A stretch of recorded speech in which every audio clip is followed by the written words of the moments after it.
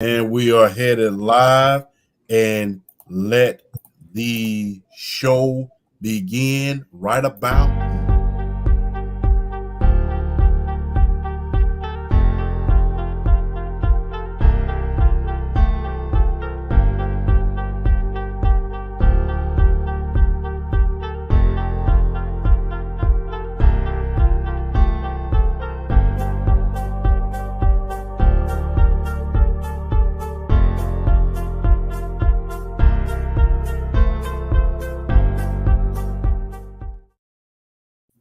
Man, we are back again on the Undisputed GOAT podcast with none other than the big three, the Champ, the Flash, and BRF Sports. How y'all doing today, man?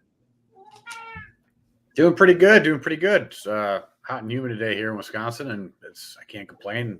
Getting ready to go to SummerSlam, so it's going to be a good week. Yes, indeed. Things are going pretty good my way down here too. I mean, this weather down here just doesn't know how to stop raining.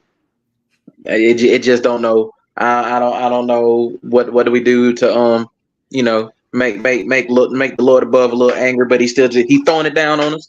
But it's all good. Life is good. I can't complain. So I hope y'all too are enjoying the times yourself.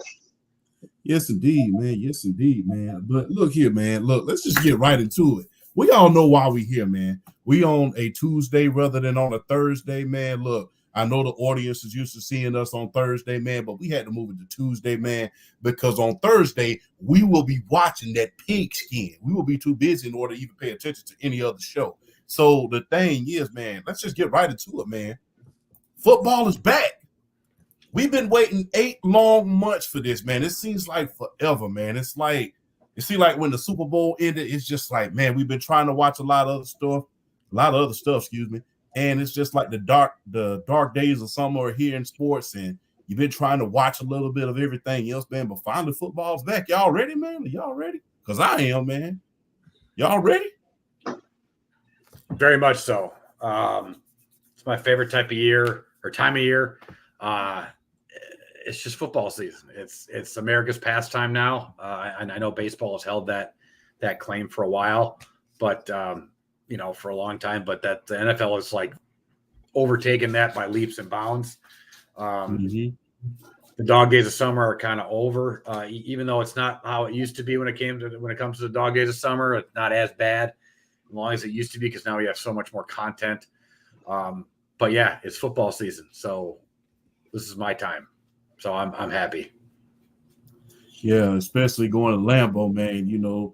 Hey, one of the greatest franchises in NFL history, man. I know that gotta be exciting, man. I know that has to be exciting. I will be there for the opener, like I have been for the past 28 years or so. I don't think I've ever. I think the only year I missed an opener was the year that my daughter was born, and that was it. Man, that's amazing. What about you, man? You are you ready, man? You ready to rise up, BRF, man? We Falcons fans, so we got to be ready to rise up. My 3 favorite times of the year, sports-wise, are the NCAA men's basketball tournament, the start of the Major League Baseball playoffs, and the beginning of football. I am hyped. I'm definitely hyped, especially with this offseason, the way this offseason is going, all the changes, like just, teams out there that have excitement going for themselves that don't always necessarily have some excitement going for themselves. I feel like there could be a lot of parity in the National Football League this year, and I'm excited. I'm excited. We can have a bunch of I feel like there could be a bunch of teams that are legit trying to contend for a postseason berth. I'm hyped. I am really hyped for this season. This is probably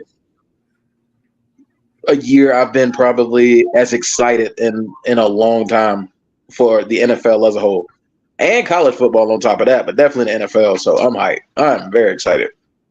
Man, look, I'm not going to – maybe it's just me, or maybe I'm just having a little bit of recently nostalgia here, but I'm just going to be very, very honest with you, man. I think this is the deepest that the NFL has been as far as quarterbacks is concerned, man. This is by far the deepest it has been. Usually you'll see a sprinkle here and a sprinkle there, But the thing is, as far as especially in the AFC, this is like the deepest we've ever seen the quarterback position. You know, when you think about guys like when you think about the NFC, the AFC East alone, when you think about Josh Allen, Tua, just to name a few, and then now let's hope that Drake May can be what he can be. And then when you think about the AFC South, when you think about Will Levis, CJ Stroud, just to name a few. I mean, I think this is the deepest, we've seen as far as quarterbacks are concerned. What do you guys think, man? I couldn't agree with you more. I think this is the deepest pool of talented quarterbacks we've had in the league in a long time. And in a really long time. I mean, you look at like you said, you look at the AFC East. You got Josh Allen, you got Tua. If Aaron Rodgers can stay healthy, I mean, like you said, you want to see Drake May's a rookie. You want to see what he does, and then the AFC North. I mean, Joe Burrow, Lamar Jackson. Okay, Deshaun Watson. We need to see it from you this year, bro. We need to see it from you this year. And then, honestly, and then with Pittsburgh, like I know they're gonna start off with Russ, but I mean, I don't know. I want to see Russ. I want to see Russ do well because I still feel like he's still got a lot left in the tank. Even though I know if he starts playing bad, they're gonna instantly start calling for Justin Fields. You know it's coming. The minute he starts playing bad, it's gonna be Justin Fields all the way. The fans are gonna be wanting to see him put in there. But I just feel I feel like each division. I don't know. I feel like the only division that I don't know. You look at it. You look at a division like the South, NFC South. I mean, now you got Kirk Cousins, you got Baker Mayfield. I mean, you still got Derek Carr there, and I guess the weakest link is definitely Bryce Young, but Carolina's actually kind of done him a few favors this year, getting him some weapons down there. So it's that first to second year. Kind of want to see what he does going from his first to second year, having a better understanding of the offense, knowing the offense, and hopefully he can do better this year. And the quarterback is it's deep. I mean, the NFC North, you got Jordan Love, you got Jared Goff, you have Caleb Williams starting in Chicago. I mean, ultimately, it's going to be JJ McCarthy in Minnesota, and the pool is spread around. The pool is spread around in every division. So, I mean, you can legit say two to three quarterbacks in each division. If things break right for them as far as like having a season and all that stuff, Pro Bowl claims possibly. Mm-hmm. I mean, the quarterback pool ain't been this deep in a while. So, Flash, what says you, my brother? I think we have the potential for it. Hi, sweetheart. I think we have the potential to see a second golden era of quarterbacks.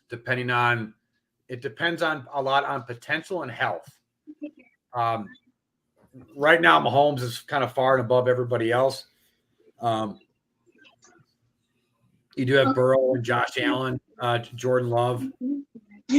But there's still a lot of there's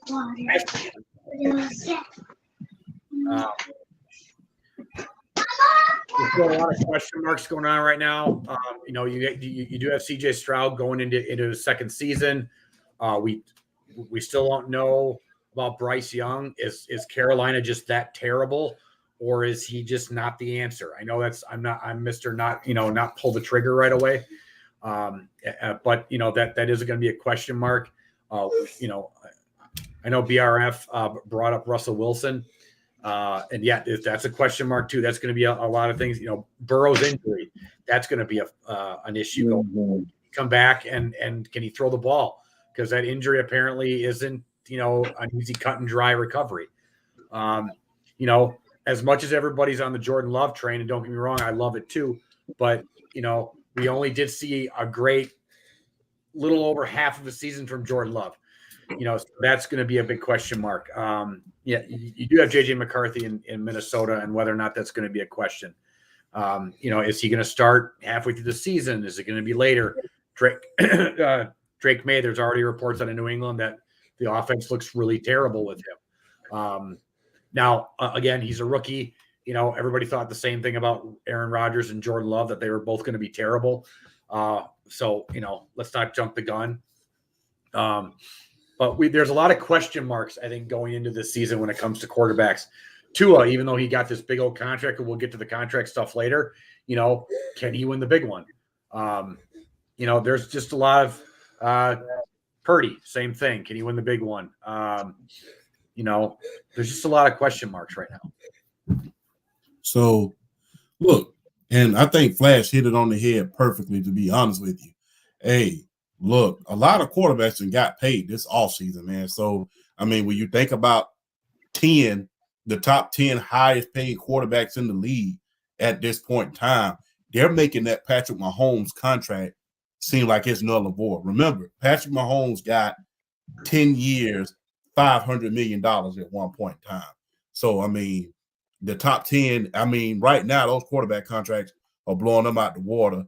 And shout out to PSP, man, watching the pod and playing NC2A football 25. What a beauty. Shout out to PSP, by the way, man. Make sure y'all pay attention, extra close attention to his podcast on Friday, this coming Friday, man. It's going to be a beauty. And make sure you watch this past week's episode as well, man.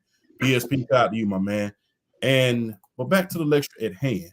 I got to ask this question for each and every last one of y'all, man. I have to ask this question, to be honest with you, because like I was saying before I read PSP's comment, out of the top 10 highest paid quarterbacks, only a handful of them have over one playoff win. Only one of them has won the NFL MVP, and that's Lamar Jackson. He has two outside of Patrick Mahomes. So the thing is, I have to ask you guys this, and it's a very, very impressive question.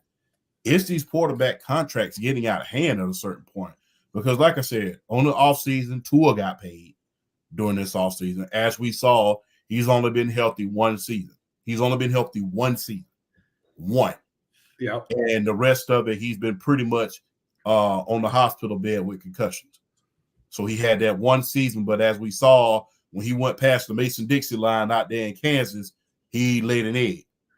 When you look at Hey, hold on 1 second. I got to leave for a little bit. I'll be right back. No problem. When you look at Jordan Love, although he had a hell of a second half of the season, that first half of the season was pretty much, lackluster. But he just got paid. He's only been started for 1 year. When you look at Trevor Lawrence, he had arguably one of the biggest meltdowns, arguably in the history of the NFL, going down the stretch after starting the season 8-3 and only winning one game, although he had an injury. So the thing is, my question to you is, especially considering how the top three quarterbacks that are highest paid at this point, between all three of them, they only have one playoff win. Are these quarterback contracts getting out of hand? And do they need their own salary cap at a certain point? And do you need a quarterback salary cap and a cap for the rest of the team, or do you need to just separate that quarterback salary from them completely? I think this kind of expands on what I was saying in general about there's a lot of question marks at the quarterback position depth-wise. I didn't even get to the point of Anthony Richardson, like he showed flashes, but are the contracts getting out of hand? Like old me would have been like, yeah, like, when I was younger and like, why are these players getting paid this kind of money? But it's just market value. And then the other part of it too is that, it's on the quarterback. We've seen guys, Brady take less. Now Mahomes is actually taking less. I think he just came out in an interview and said that he doesn't care about being the highest paid player. He just wants to keep winning, which is the right attitude. Brunson from the New York Knicks, I know it's not football, but he just took less money. It's a thing that these quarterbacks are going to have to decide. Is the money more important than winning? So, and I think this is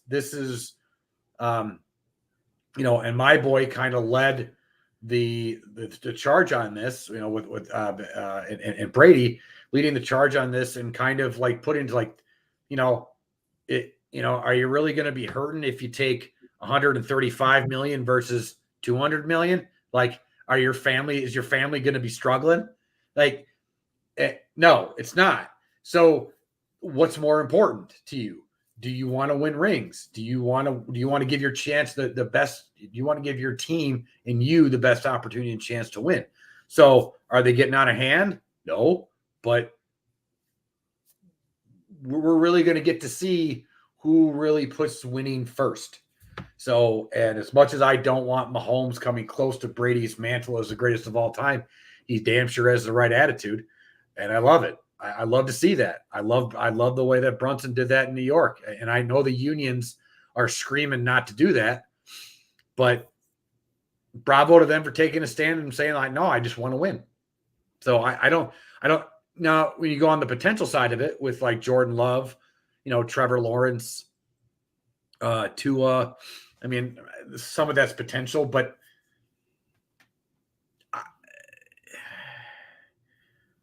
I think giving somebody like Tua and Love and Lawrence even more so than like Daniel Jones.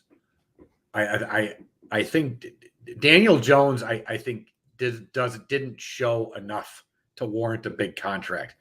I do think that Lawrence, Love, and Tua have shown enough. I mean, Love was a bad pick away from going to the Super Bowl. Tua has been putting up numbers left and right as much as he hasn't won the big one yet. Yes, he hasn't been healthy. It's there. You can see it. The other thing is what's your plan B if you don't give those guys a contract? That's the thing. So it's like, do you have a plan B? Do you have an ability to go, like if you're Jacksonville and you don't give Lawrence that contract, because to get one of the top in the next draft, you're going to have to tank, which means you got to blow up the whole team. So that's why when you weigh these options, what are you going to do? Yeah, I mean, back to PSP, I have no problem with Tua getting the money. He'll be a fool to turn down the money considering his movability and staying on South Beach. And hell yes, staying on South Beach is a plus, especially when you're a mega millionaire. But the thing is, I think it's getting out of hand because of this. Here's why. When you look at the quarterbacks, oh man, and lo and behold, PSP. What's up, dude? What's up, fellas? How y'all doing? What's going on, PSP? Chilling, man. I'm just enjoying a nice, beautiful day here in New Jersey. Just playing some NCAA. But yeah, man, I just want to talk about the quarterback's situation with the money. This is just how it is. I have no problem with Tua getting his money, given his durability history. Like I said in the comment section, he'd be a fool to turn down the money, and the fact that he's in Miami. So we've seen, like with Tua, how can he handle playing in inclement weather like Buffalo, like New York, and stuff like that. So he's set as far as his life or his future. And again, the Miami, they still wanted to justify giving Tua the contract because remember, it all goes back to the draft. Brian Flores wanted Justin Herbert. It was reported that he wanted Justin Herbert, and the Dolphins decided to go with Tua. With Jordan Love's contract, I'm comfortable with that as well, because not just Jordan Love's talent, but Green Bay with Brett Favre, Aaron Rodgers. Not saying that Jordan Love is going to be that, but I love what Green Bay still is able to produce. Quality quarterback play, and Green Bay is still going to be a team. Playoff contention. Matt LaFleur has proven to be a good enough head coach. I like the addition with Josh Jacobs. They've got some pieces with Romeo Doubs and Hicks. Christian Watson, that's a huge X factor to me because if he could stay healthy, I mean, he's so explosive. And I think Green Bay is going to be a team to compete. But yeah, the money nowadays with these quarterbacks, but that's just how it is. NFL, all these major companies, they're gonna make more and more money. And with Mahomes, I do like his mindset though, because he is taking a page out of Tom Brady's book, and plus he's making good money off the field, so he Yeah. can, yeah, so he can like figure out like what he wants to do with it. But I have no problem with either way. As far as players getting the money, because the opportunity to make money is short. You gotta capitalize as much as you can. Time is the one thing you can never recapture. So, Champ, why do you think they're getting out of hand? To be honest with you, I'm going to be very, very honest. When you compare to how they're getting paid to the quarterbacks of yesteryear, the quarterbacks, the Brady's, the Ben Roethlisbergers that we grew up with, it seems like by the time they got their contracts, their second contracts, they at least was putting up, they at least had either won an MVP, won a Super Bowl, or done something of significance in order to earn that particular contract. When you think about, no, let me finish. Okay, sorry. When you think about Ben Roethlisberger, by the time he had that second contract, he had already won a Super Bowl. When you think about Brady, by the time he got his second contract, he had already won 2 Super Bowls. When you think about Peyton Manning, when he got that $90 million contract, which was a hell of a lot of money back then, by that time, he had already taken his team to the playoffs 4 separate times. Even with Jim, 3 separate times, even though Jim Moore was the coach. And, you know, Jim Moore, we've all had our opinions about it, and I know he's known only for one thing, and that's saying playoffs. But by the time those players got that second contract, they had already established a good enough body of work to say, okay, he's earned that particular contract. Peyton Manning earned that contract. Peyton Manning had earned that contract. He was throwing for $4,000 a year. Yeah, but I'm also going to bring up guys like Phillip Rivers, Matthew Stafford, Cam Newton. They didn't win anything, and they had massive second contracts. Yes, Cam Newton was an MVP. The very next year, they signed him to a new contract. He had, what I'm getting at is a great body of work. Not necessarily you winning every single thing, but I'm talking about at least having the body of work of saying you are warranted this contract. Cam Newton won the MVP. Okay, but Cam Newton won the MVP in his second year. Remember, in 2006, in 2007, right before they signed him to that huge contract, not only did Phillip Rivers have his ACL injury, remember they repaired it and he went out there and played against an undefeated New England Patriots team. So the body of work was there already. Yeah, but and he had already led them to the playoffs with LaDainian Thompson at the helm as well. Yeah, so the body of work had been proven during that time. It was more than just 1 year where, okay, I've done it 1 year and now I'm getting paid mega millions of dollars. But I mean, earn that first contract. If you look at somebody like Jordan Love, like Love had to sit for 3 years. Like, you know, Cam Newton, Andrew Luck, and those guys started from day one. Yeah, proven commodities. Yeah, so like they had their years to prove themselves already. Jordan Love sat, and the problem is in that situation, do you risk him going into free agency? I know you can tag him, but you know, and as much, you know, it's only a 4-year deal. Tua,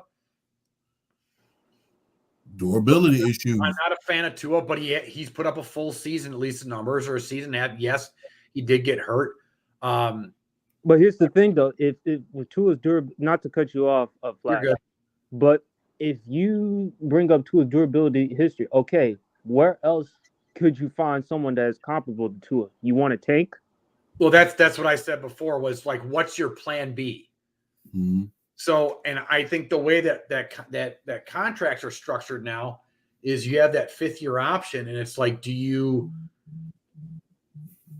I think some teams, as much as these contracts are kind of inflated to a certain extent, you know, if you look at Mahomes when I know Mahomes is proven, so that's another guy I was getting to. But look at the contract overall. The number looks huge, but that's stretched over 10 years and actually gives them a lot of room. Love's is only 4 years long, and I think if I remember, I think it's very much front loaded right now. So that's actually very team friendly. So they can still, like, they can pay him, get all the big guaranteed money out of the way, and then re-sign their, you know, which is what Green Bay does, re-sign their guys. So it's like like I look at somebody like Daniel Jones. That's the big one. The big, Yes, big that's thumb, another one. the big, big red thumb of just an awful contract to give, where it was just basically like, all right, he did all right, but it's like Justin Fields. I don't blame Pittsburgh for not getting. Like, do you think Justin Fields should have deserved a big contract? No, and I'm glad I'm glad they was able to get him for cheap. And what I'm saying is, I'm not saying that they don't deserve to get paid, because hell, you get me. No, everybody does. No, I get it. Yeah.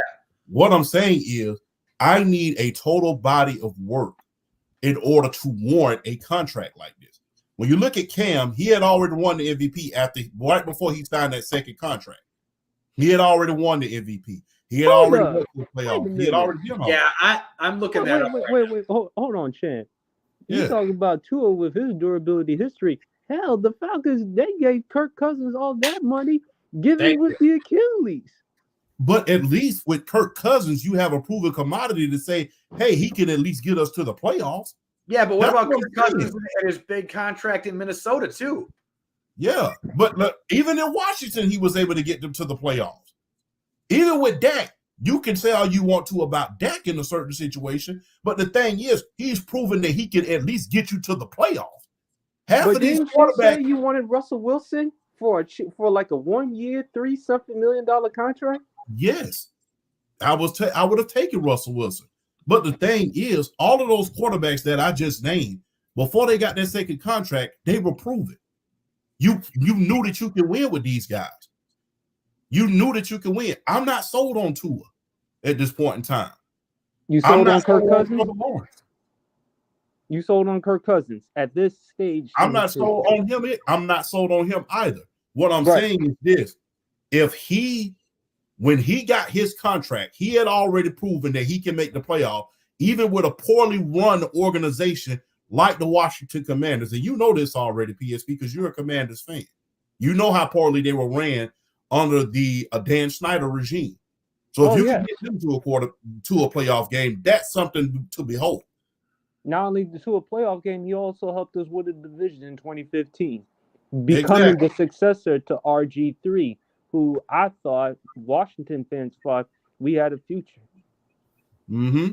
So those guys proved that they can at least get you to the playoff over a long period of time, over at least a few periods of time, few years at a time. Some of these quarterbacks are getting paid. In the case of Tua, he's only made the playoffs 1 year. When you look at Daniel Jones, he made the playoffs 1 year. That does not warrant you getting a multi-million-dollar contract. All right, but here's the thing, champ. That's on the Giants because they didn't pick up his fifth-year option. Browns, look at Baker Mayfield in year 3. He had an improvement year. My guy Baker Mayfield, OU, 26 touchdowns, 8 interceptions. He won a playoff game. That was the first time that the Browns won a playoff game since 1994. That was the first time they made the playoffs since the 2002 season. They picked up his fifth-year option. Guess what? The following year, after Baker Mayfield struggled, they traded him. Giants, they could have picked up Daniel Jones' fifth-year option, and instead of doing that, you had to pay him, and you paid him $40 million per year. Yeah, and they paid both in the case of one franchise. When you bring up the Cleveland Browns, they did it the right way, and they said, "Wait a minute, we're going to wait this thing out and see how this year plays out, rather than trying to go out there and pay him a multitude of money." And guess what? We may not get a return on that investment. Whereas the New York Giants said, "Oh man, he made the playoffs. We got a bright and shiny future. Here's $40 million." You have to have a body of work, in my opinion, to prove that you are owed that amount of money, either in stats, accolades, or playoff wins. We agree there, any of these quarterbacks outside, the only quarterback that got paid and really did something was Lamar Jackson this past year. And Patrick Mahomes, he got paid years ago. Was Lamar Jackson. Because if you remember, Joe Burrow got hurt. Right. So the minute Lamar Jackson got paid, the first thing he does, goes out there and wins the MVP. That's what warrants you a new contract.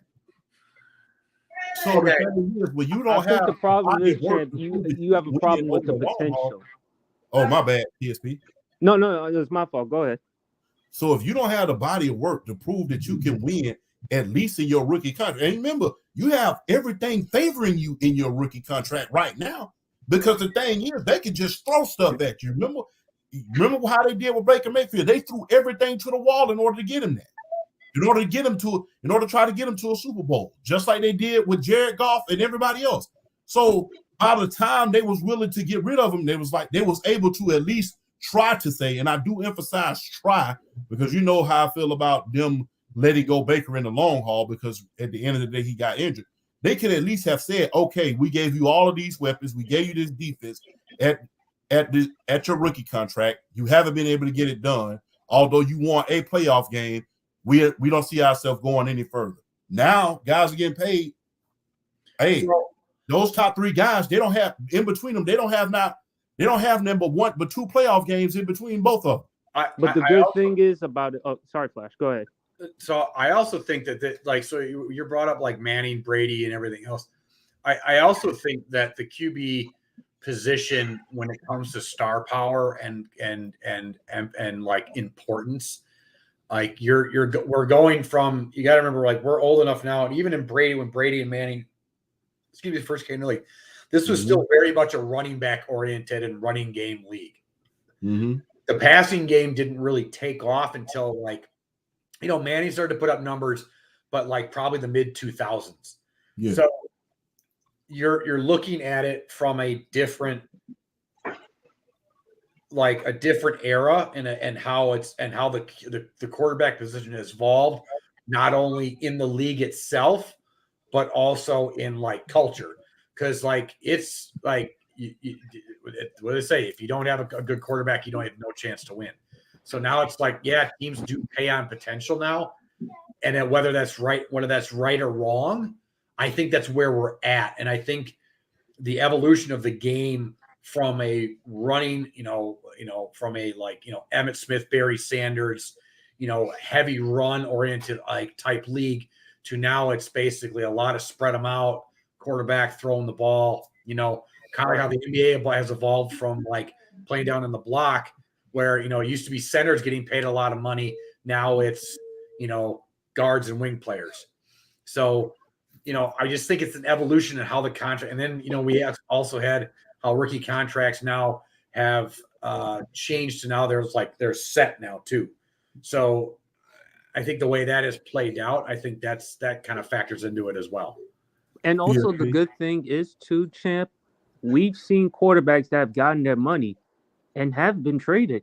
Look at the Houston Texans for an example. They gave Deshaun Watson a ton of money, and Deshaun Watson made 3 Pro Bowl appearances, won a playoff game. They traded him. They gave they had to give up. They got a bunch of draft compensation, and look what they're able to do now with their future. They ate that. They moved on from Deshaun Watson, and they got their quarterback of the future in C.J. Stroud. Yes. So, and plus with Jared Goff, you mentioned Jared Goff, the Rams. They traded 2 first-round picks, a 3rd-round pick, and Jared Goff to Detroit for Matthew Stafford. And so far, it has paid out as well. So we've seen examples that you can trade quarterbacks. I mean, look, sometimes when it comes to drafting these quarterbacks, you have to do your due diligence. You make a huge investment. Some of it has worked out. We've seen other huge deals that didn't work out so well. Carson Wentz didn't work out so well. So that's what you're going to have to do. You're going to have to pay them, because at this particular time, if you're not, then chances are, what happens if they're going to have a big-time season? You're probably going to have to pay them even more. And do you really want to do that? Or do you want to, like, move up or trade and draft or something like that? That's what you have to think of. That's a good point. What about you, BR? What do you think?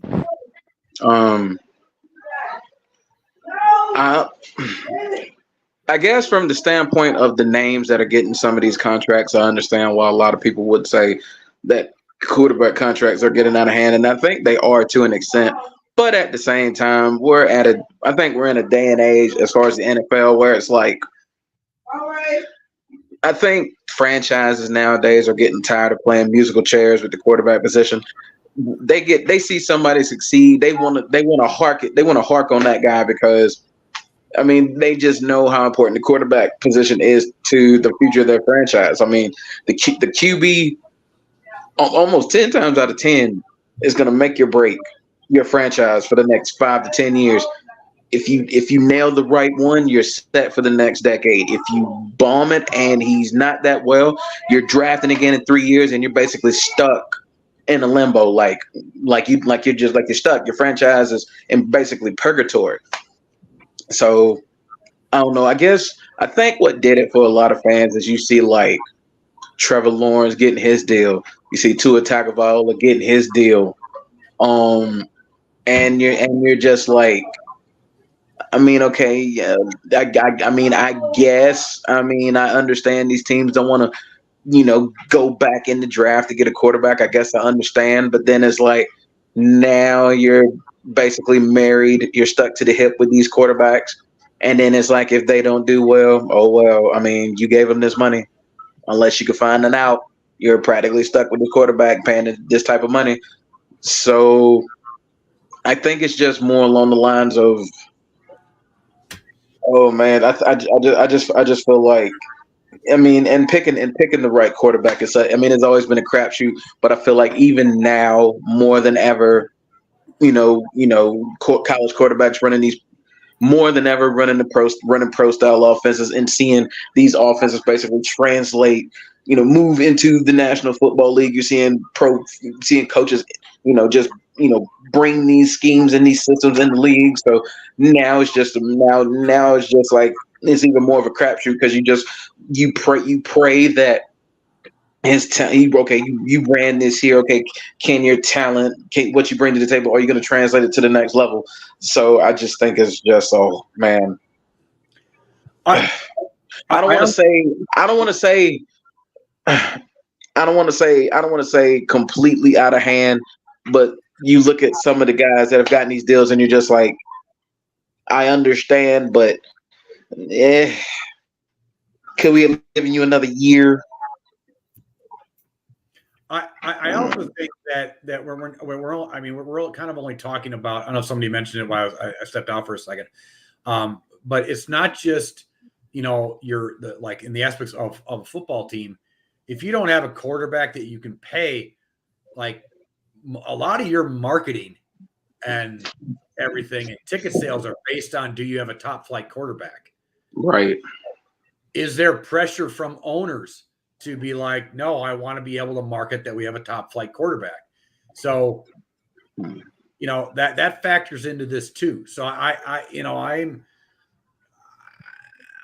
get what you're saying, Champ, and I do kind of agree, but yeah. Hey, but like I said, if you don't pay them right offhand, hey, just give it another year, especially when you have a guy like Tua who's been battling injury after injury after injury. And, you have a guy that Trevor Lawrence that, first year, everybody can agree we'll give you a mulligan because Urban Meyer, he was worse than Bobby Petrino. And I know you experienced that right along with us, BRF, when Bobby Petrino was in Atlanta. Hey, I will say it with my whole chest and my back that Urban Meyer was worse than Bobby Petrino. So I give if you get put in the same sentence as Bobby Petrino, you will grade A trash. Oh yeah, they're the great words for somebody famous garbage truck juice. But but the thing is, I give him a mulligan that first year. But now that the second year that he was in Doug Peterson's system, everybody was picking him to win the MVP and early league MVP. Then we get down the stretch, you only win one game, and then when it was time to show and tell in that very last game against CJ Stroud and that Houston Texas team, you pretty much threw a dud. So that's the thing. I'm really not completely sold on him or Tua at this point in time, considering that meltdown they had down the stretch and Tua's injury history. Jordan Love, to be fair, guess what? You had to develop him for a couple of years, just like you did Aaron Rodgers. And he was the first quarterback in Green Bay history in order to win his rookie year and go to the playoff. not Bart Starr, not Brett Favre, not Don Mikowski, and not even the great Aaron Rodgers could do that. And for you to do that in Green Bay, and just gonna be honest, he did not have the biggest name wide receivers at the skill position. He didn't have the biggest names at the running back position. So go ahead. I'm sorry, I apologize. So he didn't have all of the weaponry that a lot of rookie quarterbacks had. He had a lot of, products of the system, and he was able to get them the ball, especially during the second half of the season. So I can understand what Jordan loved. With some of the other guys like Trevor Lawrence and Tua, I cannot understand it considering their durability and the fact that down the stretch, they were not very good in the second half of the season last year. They should have at least been given one more year. I also look at kind of like what PSP said. I like Rodgers was given another contract too before he really won anything. And, Green Bay, I look at it and I go, well, they have a proven track record of picking the right guys. So, and they see this guy day in and day out. So I'm pretty confident that, I trust Green Bay doling out a ton of money. Jacksonville, I don't trust doling out a ton of money. Miami, I don't trust doling out a ton of money. So Right.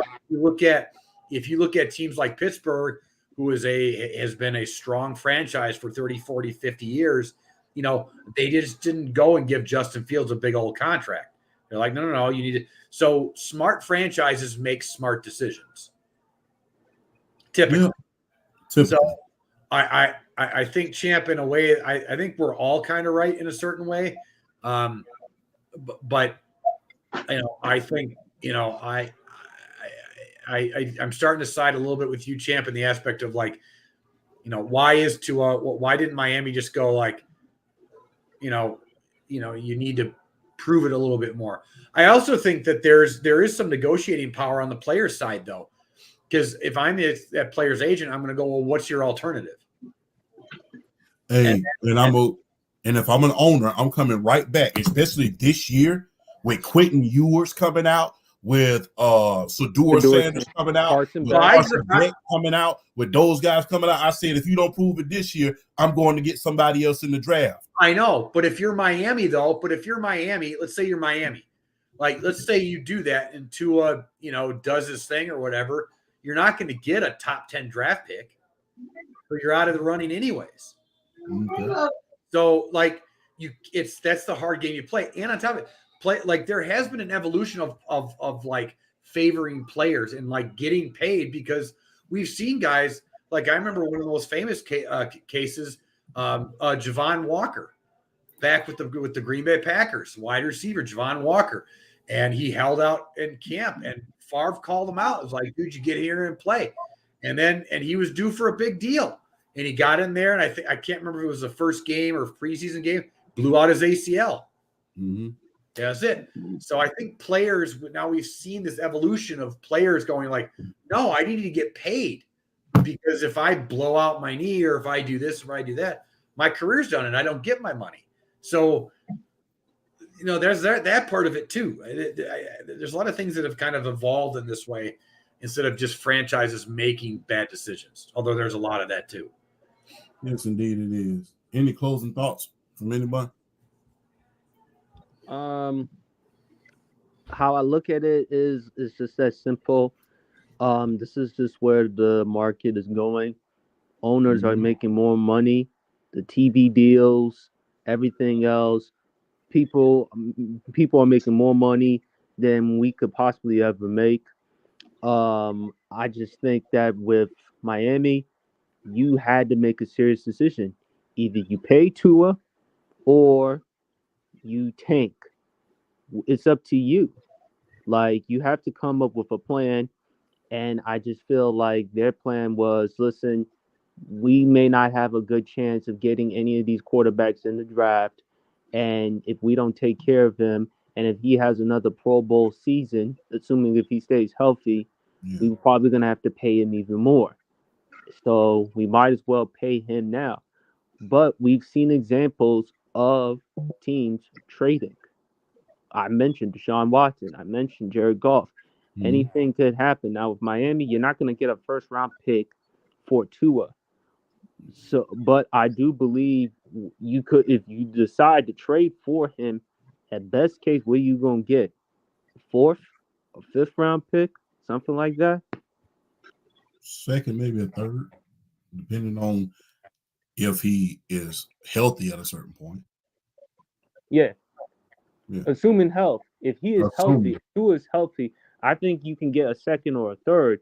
But at this juncture, I would say fourth or fifth. I'm just being conservative, considering the durability history, and to Flash's point, we got to see Tua come postseason. Mm-hmm. Hey, the greatest thing about Tua's and Trevor Lawrence's contract, no state income taxes. So the only thing you got to pay is the Fed. So, Yep. hey, I'll I was just thinking about it. I'll add one more thing before we move on. I think PSP was just talking about it not too long ago. It was like you'd either have to pay him or you have to tank. The problem I have with that is Miami is in a tier of team, and I think you could put a team like Jacksonville in it. Look, the last few years you could even put a team like Atlanta in it. Miami is a certain tier of team. They're not bad enough to tank because they have too much talent, but they're not good enough to where they're going to be picking in the back. So they're almost kind of like in between there, where it's like they're not bad enough to tank, but they're not going to like win 13 games and be like a top 2 or 3 seed in their conference. So I think that's probably another main reason why they probably wanted to go ahead and do this, because they probably didn't think they were going to be low enough to. They're probably not thinking about their draft position and like, are they going to have a high enough draft pick to guarantee themselves a quarterback? So I think that's also was probably part of their thinking as well. Same with Jacksonville. Let me tell you something. If Miami had Desmond Ritter, and we all know Champ has been a huge critic of Desmond Ritter, he said Desmond Ritter couldn't even pass gas even if you fed him refried beans. If you had a quarterback like him, or hell, just to get on UBRF and Champ, if you had Jeff George there, Miami would have a better chance of having a top draft pick and getting a QB. Yeah, and when you bring up those two names, they just make me want to cringe right now. But moving on, PSP, PSP. I used to get you on your shows. Now you're getting me on mine. But let's move Hey, on, man. But look, hey, as we saw today, man, quarterbacks ain't the only one getting paid, man. We just saw DJ Moore get paid that 4-year, $110 million contract to basically put that nucleus in the Chicago Bears on the offensive side of the ball together for years to come. As we all know, Rome is on that 4-year contract with that rookie deal. You have Caleb Williams that's on that rookie deal. Now you sign DJ Moore long term. Time will tell how long Keenan Allen and DeAndre Swift are going to be there. They just signed their tight end to a 3-year deal. So they have basically worked their behinds off this offseason in order to make sure that offensive side of the ball stay intact to go along with that first in the league run defense, which is very, very, if you really, really think about it, it's really very much anti-Bears, if you really want me to be honest about it. Usually you see them spending all this money on the defensive side of the ball. You know, right. you're really seeing them spend money on this defensive ends, the safety. And it's not that they didn't, because they did re-sign Johnson Island, one of the best corners in the league, to a long-term deal as well. So, you know, for And they them, took care of Montez Sweat. yes, and they took it. He ain't gonna never let me live that down. Nah, I hang on, tried to hang tell on, you, you wanted Chase Young. I told you no. I'm keeping Montez. And did he paid out this year for Chicago? Yes, he did. Mm-hmm. They also took care of Montez Sweat. So they got pretty much the offense and the defensive side of the ball squared away, Oh, shucks. which leads me to my next question. Do you believe in Caleb Williams, and can he make the playoff with this amazing roster in the NFC North? Because as we know, the NFC North is a blood and guts league. You got Green Bay, you got the Bears themselves, you got the Detroit Lions, and depending on what, you know, Sam Darnold or J.J. McCartney, the national championship quarterback, does for Minnesota, they can very much have a pretty solid team because all of those teams have great offensive players, great quarterback, and great defensive players. So it's going to be interesting to see what they do in that division. But do each and every last one of you, and we'll start with you, BRL, do each and every last one of you believe in Caleb Williams, and do you think that he can make a playoff run with this roster because it's stacked? I've been saying since the NFL draft that one of my dark horses to make the playoffs. I've been saying it since the NFL draft. I've really been a fan of what the Chicago Bears have done. If you look at late last season, their defense really picked up. Even though he had Justin Fields there, you saw why they went and got DJ Moore. DJ Moore is a beast. Cole Kmet is a top 10 tight end in the National Football League, and then you add a DeAndre Swift and a Keenan Allen to this offense, and then you go draft Rome Odunze. I feel like this team definitely has a shot to get to the playoffs now, and it's like, is it basically riding on what Caleb Williams does his rookie year? Absolutely, is riding on it. But I feel like they have too much talent on this offense for him not to succeed. If he doesn't succeed with this much talent on offense, I think it'll be a disappointment if he doesn't succeed with this level of offense, because I gotta give the Chicago Bears front office credit. They went out and they did it. They did the thing this offseason. I don't think there's been a rookie.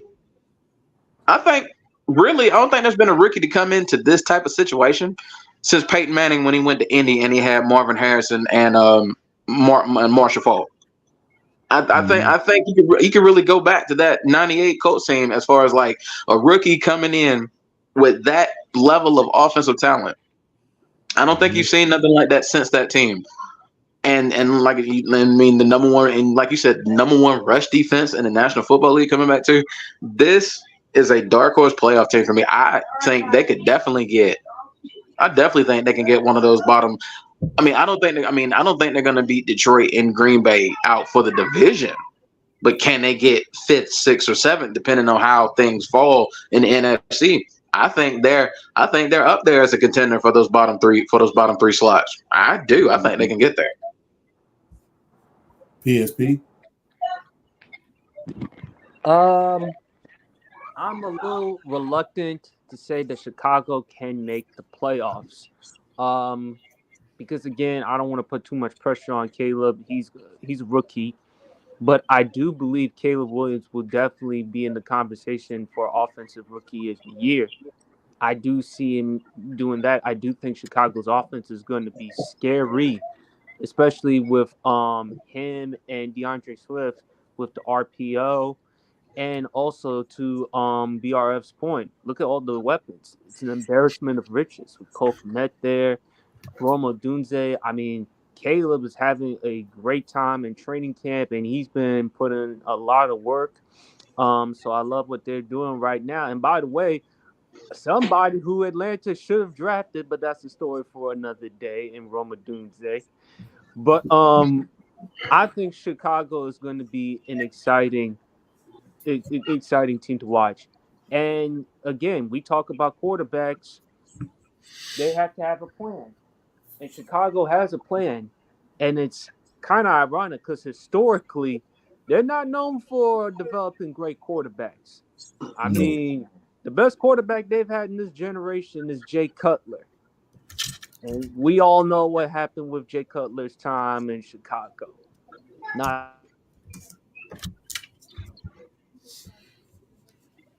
We just lost PSP for a second, man. But piggybacking on what he's saying, man, when your greatest quarterback of this generation is Jay Cutler, you really have to evaluate what their front office is doing. Now, they did get to an NFC championship, but they wasn't even able to score over 6 points. They got beat 10-6 in that NFC championship. It was a flat out disaster when you really think about it.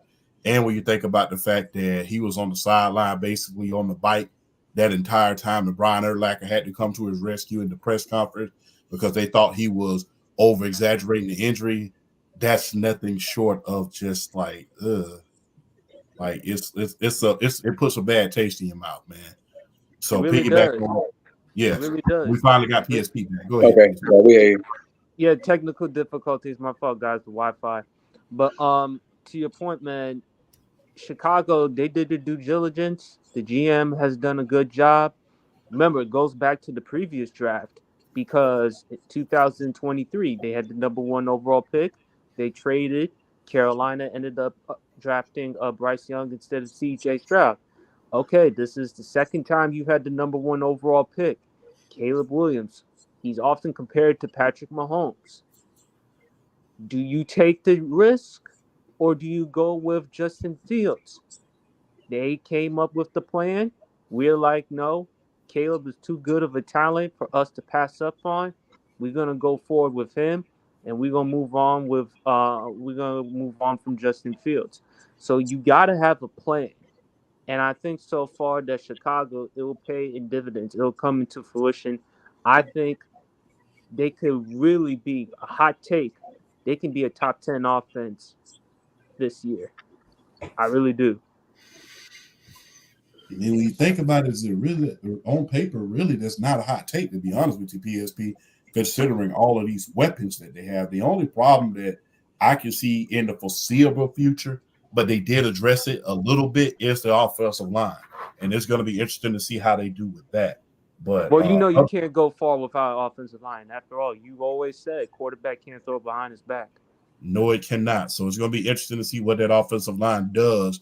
To give them the time that he needs to get the ball to these weapons at a certain point. But yeah, on paper, to piggyback on what you're saying, PSP, this offense can be a top 10 offense. Now, that doesn't necessarily mean they're going to be a top 10 team. There's a difference between a top 10 team and a top 10 offense. So that's not too crazy when you really, really think about it, to be honest with you. Flash? So I know the focus is all on Caleb Williams and everything, and I think we should have some kind of like tepid expectations on playoffs. I mean, the NFC in and of itself is pretty deep, not just the NFC North. But I think it's not really. I don't think the pressure is really on Caleb. Nobody trying to destroy my house on my pub because people can destroy each other's houses, and they took my dad away. Okay, thank you. Yeah, I asked my daddy to keep it. This has been a night of kids. I will tell you that.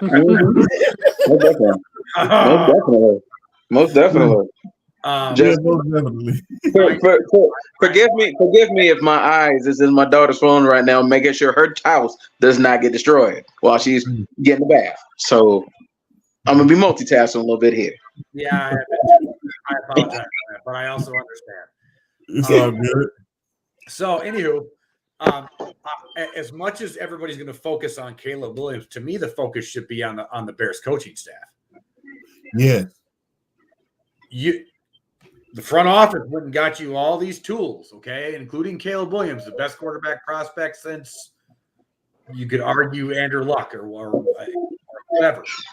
Okay, so to me, can you develop Caleb Williams? Because just kind of like I think PSP said, or the BRF, I forget. I forgive you for not remembering who, but it's not like the Bears have really shown that they can develop a quarterback. So to me, the pressure's on them. Now, do I think that they need to make the playoffs? No, I don't think that. Do I think they can?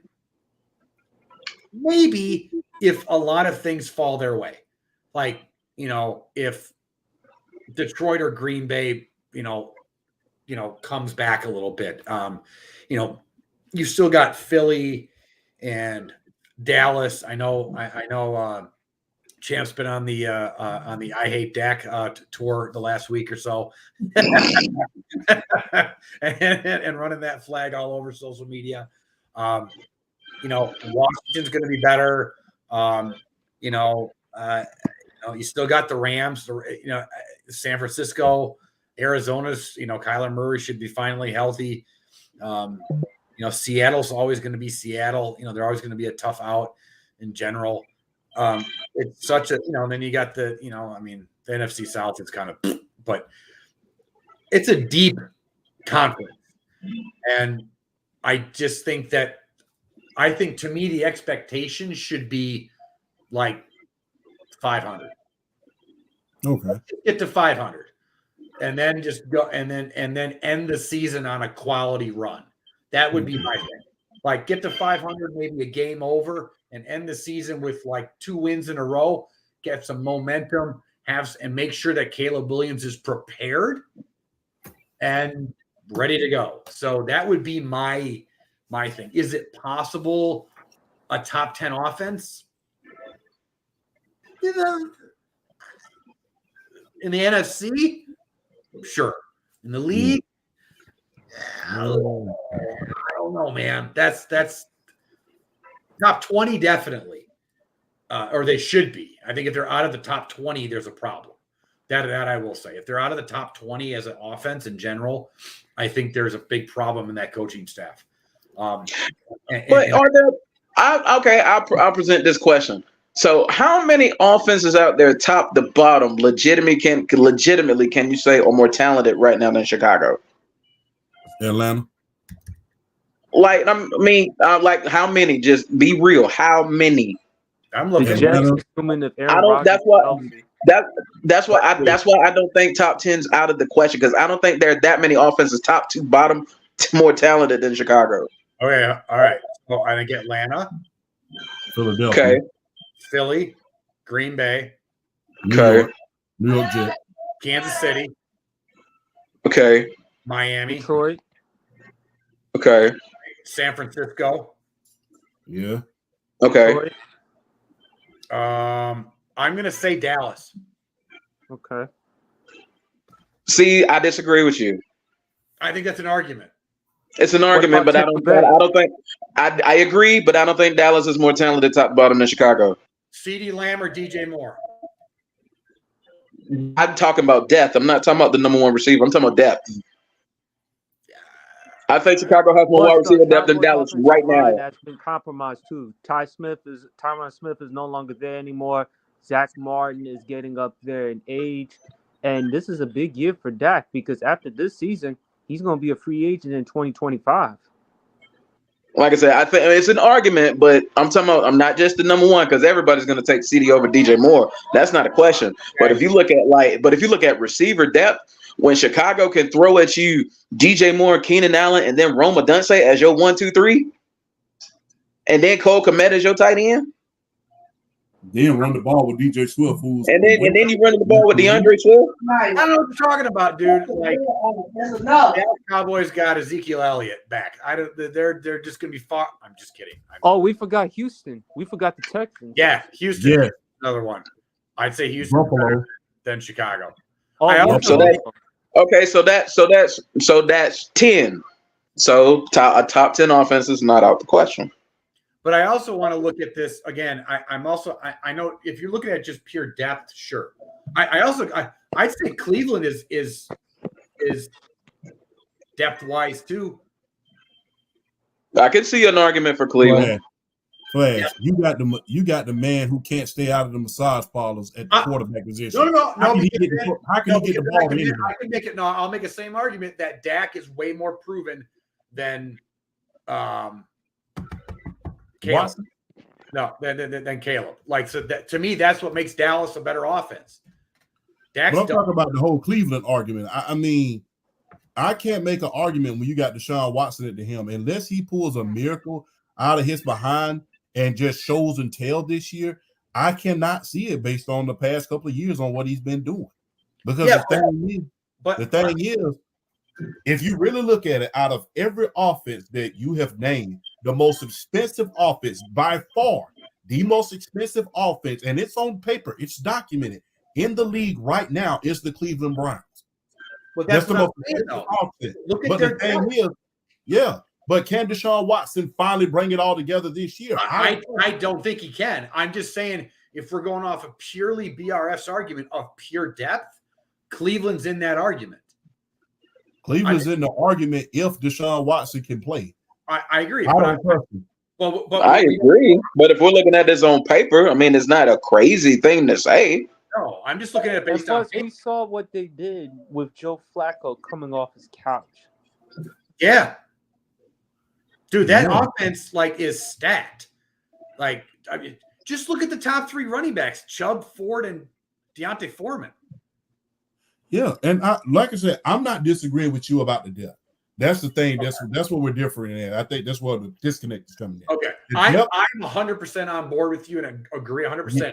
Yeah. I don't think Watson can take him to where they be. I don't. I'm just saying, I'm looking at it pure paper, pure. Okay.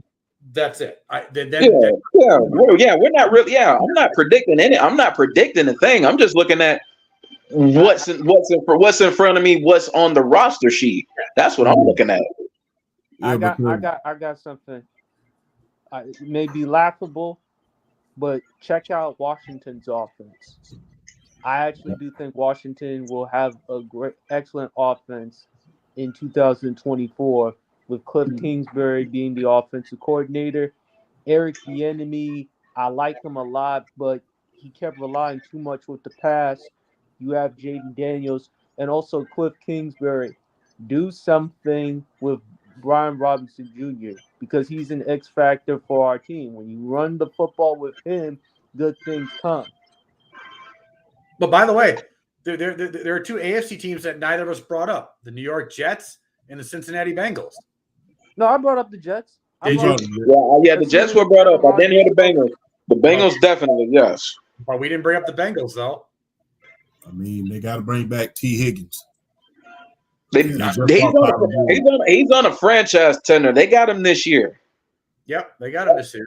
So this is why I think a top 20 you have to finish in the top 20. That's my thing. Is that and so is it? I think a top 10 finish is like wow, like the coaching staff, the front office, and Caleb all succeeded.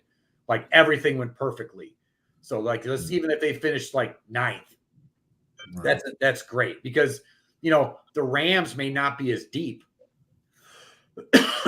Possibly. I mean, they are, but I'm just saying, look, like there are teams with maybe they don't have the depth, but they have a proven quarterback like Buffalo. I firmly believe that Buffalo will still have a better offense than Chicago, just because you have Josh Allen. All right. That's just So if we're going to look at how they fit, how Chicago finishes, I'm looking at top 20. Top 20 is like bare minimum. Top 15 is like a grade B minus. Top 10 is like that's an AA minus right there to me. Okay, no problem. Outside of Detroit, outside of Chicago, man, we got another team that's really been in the news a lot lately, but they're in the news all the time because of who they are. And y'all know who I'm talking about, the Dallas Cowboys. They got a dilemma in Dallas, man, a real big dilemma. Kelly Rowland would love this. No matter what I do, they always got a dilemma. And you got a dilemma in Dallas. Out of CeeDee Lamb, Micah Parsons, and Dak Prescott. Real quick, who are you choosing and why? We'll start with you, Flash. We'll bring it back.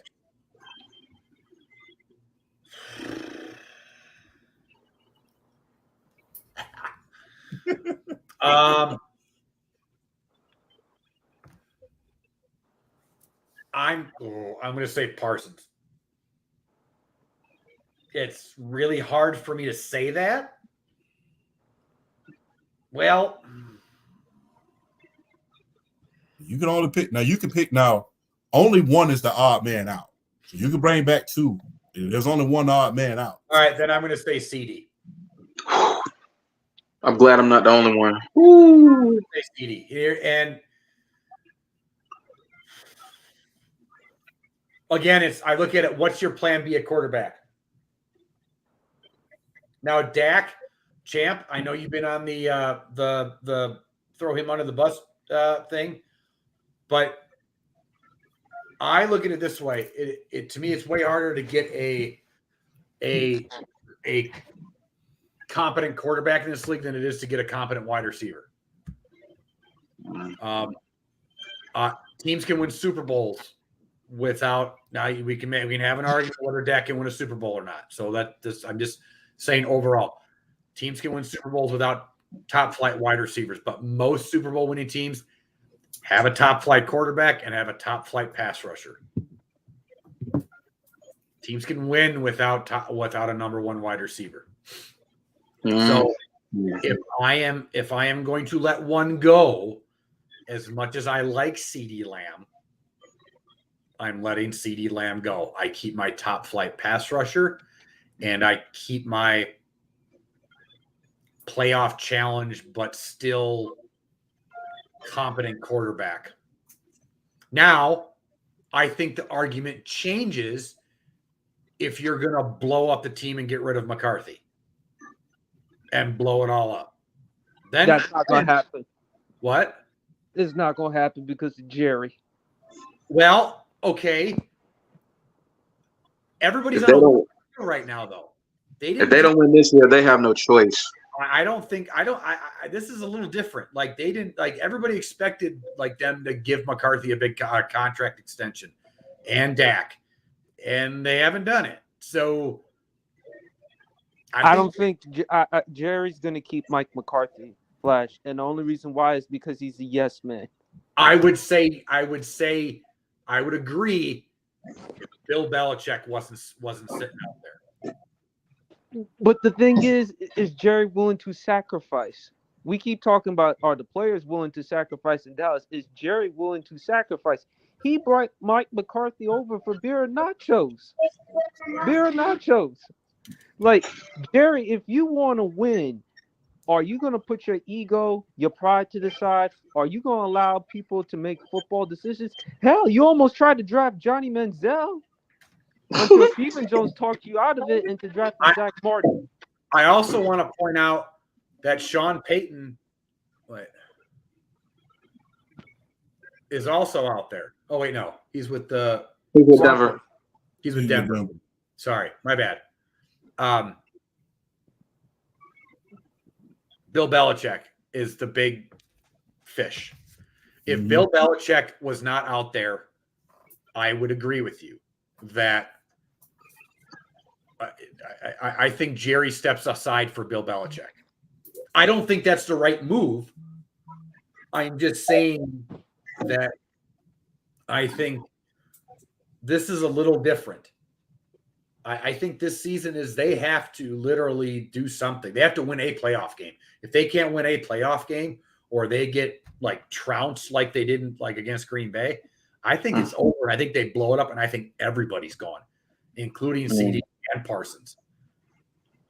So this is why I make the argument that it's if you're going to let one go, it is CeeDee. I move on. I keep CD and Micah. I move on from Dak because I think with Dak Prescott, honestly, guys, let me ask this question: do you really think Jerry Jones appreciates Dak Prescott the same way with Tony Romo? Because if this were Tony Romo, I truly believe Jerry Jones would keep Tony Romo, in my humble opinion. I don't think that he looks at Dak Prescott as the talent that he did with Tony Romo. And I think, honestly, you've had to be honest with you. I believe that for all the criticism that Jerry Jones has received, he's made the big trades in order to try to bring some guys there. He made the big trade in order to pair up Amari Cooper with Brandon Cooks, who was a solid receiver. He drafted CeeDee Lamb after they lost Amari Cooper. I mean, if you say what you want to, I know they're not going for broke every year in the great words of Babyface like the San Francisco 49ers are every single year by making the big, huge trade. But they have had some solid drafts and bought some solid players in. And I believe the way Jerry's looking at it is this. You've had 9 years to win. You inherited an already great team from Tony Romo, who outside of himself being that, they had 6 Pro Bowlers on that team when they went 13-3 his rookie year, and had the leading rusher, and had not only the leading rusher in yards, but the leading rusher in touchdowns that year with Ezekiel Elliott. You had a Jason Witten. You had a Dez Bryant. So the thing is, and like I said, you have an Amari Cooper, and right now you have a CeeDee Lamb. So guess what? You've never been lacking at the running. I mean, other than just recently, you've never been lacking at the running back position. You've never been lacking at the offensive line position. You've never been lacking outside of the defensive side. I think out of all 9 years that Dak has been there, they've never been outside the top 10, top 11 in defense, but for 2 years. So you've had top defenses. So everything that we put on another quarterback that they say, oh yeah, he hasn't won because he hasn't had a good defense. He doesn't have great skill players. He doesn't have this. He doesn't have that. He's had that. And I think Jerry look at it like this. Hey, you've had a top 10 offense nearly every year you've been here. You've had a top 10 defense. You had a top 11 defense, no less than top 11 defense every year except for 3 years that you've been here. Hey, we haven't got past the second round of the playoffs. And if you really want to be honest, quiet as it's kept, my team, being Jerry's Dallas Cowboys, is the only team in the NFC East that has had stability, strong stability at the quarterback position since Dak has been there. You remember, the New York Giants had a big transition going from Eli to Daniel Jones. Hey, no disrespect, PSP, but as we all know, hey, there was a revolving door of quarterbacks when it came to the Washington Commanders. Until they got settled on Sam Howell. With the Philadelphia Eagles, they had to go from being with Carson Wentz because he got hurt, going back and forth to him, then Nick Foles. Then they finally settled in on Jalen Hurts when they got him in the draft. So out of everybody who's in that NFC East, the only stable piece that's been there the longest is Dak Prescott. And I think that's what Jerry Jones is looking at. Hey, I'm willing to lose you at this point in time. You've been here 9 years. I've been giving you talent. What are you doing with it? Which is why I think Dak Prescott needs to go, because I think with that, the bottom line is I feel like no matter what, Dak, you've been there that long and you've proven you've been good, but you've never been considered great. So I think for Dak Prescott, he goes elsewhere, makes his money, and puts himself in the best position possible to compete. Bottom line is with Dallas, you're not going to give up on Micah Parsons. Say what you want about Micah with his attitude or his podcast or whatever. It's hard to pass up a guy, a generational talent like a Micah. And you're going to move on from CeeDee Lamb, a guy who is an all-pro receiver who wears 88. So you're going to give up on him. Dak is a great story. Dak, I mean, he's proven a lot, but I think you can go farther if you had a better quarterback, in my opinion. But I just believe that the Dallas Cowboys, you're not winning anything with Jerry Jones running the show. That's the bottom line. I want to add to that a little bit. So if you look at, Dak's only been there for 9 years. 7 years. 2016 to 2023, he started. Mm-hmm. So if you look at and to his successor, Tony Romo, This is 9th year. his stats are actually in a lot of ways better. He has a better completion percentage. He doesn't have as many touchdowns, but he would because Dak's only played 114 games compared to Tony Romo's 156. He's only got 46 less touchdown passes, and he's played 2.5 less seasons. He's got less picks, better QB rating, way better rushing stats, been to almost as many Pro Bowls as Romo. He's only one short of Romo and has the same amount of all pros. Now, my point being, and if you look at their playoff stats, they're kind of eerily similar in a lot of ways. 2 playoff wins. Is this more of like, so I know, like, again, Champ, you've been on the we hate Dak thing. Is this a Cowboy thing and not a Dak thing? Because Romo had a ton of talent around him too, and he couldn't get the job done. I think Dak's okay. Is he great? No. But I think he's adequate. You have to really look at it like I know you said, like, is he a top 10? That's the argument. I'd really have to go and look at that. But is this? But to my question, is this a Cowboy thing? Like what PSP is saying, is like a Jerry thing, Cowboy thing? Because they have had great depth. They have had really good defenses and good skill position players. So what's the issue? Coaching. The I was problem just is about to say that. Jerry. That's the problem. Jerry won't hire Bill Belichick. I don't believe he's gonna hire Bill Belichick because Jerry. Are you gonna allow Bill Belichick to do his job? Are you going? You Cowboys need people that can hold them accountable. And we talked about Bill Belichick. We talked about Jim Harbaugh, but Jerry's responsible for creating this culture. Jerry Well, won't stay out the way.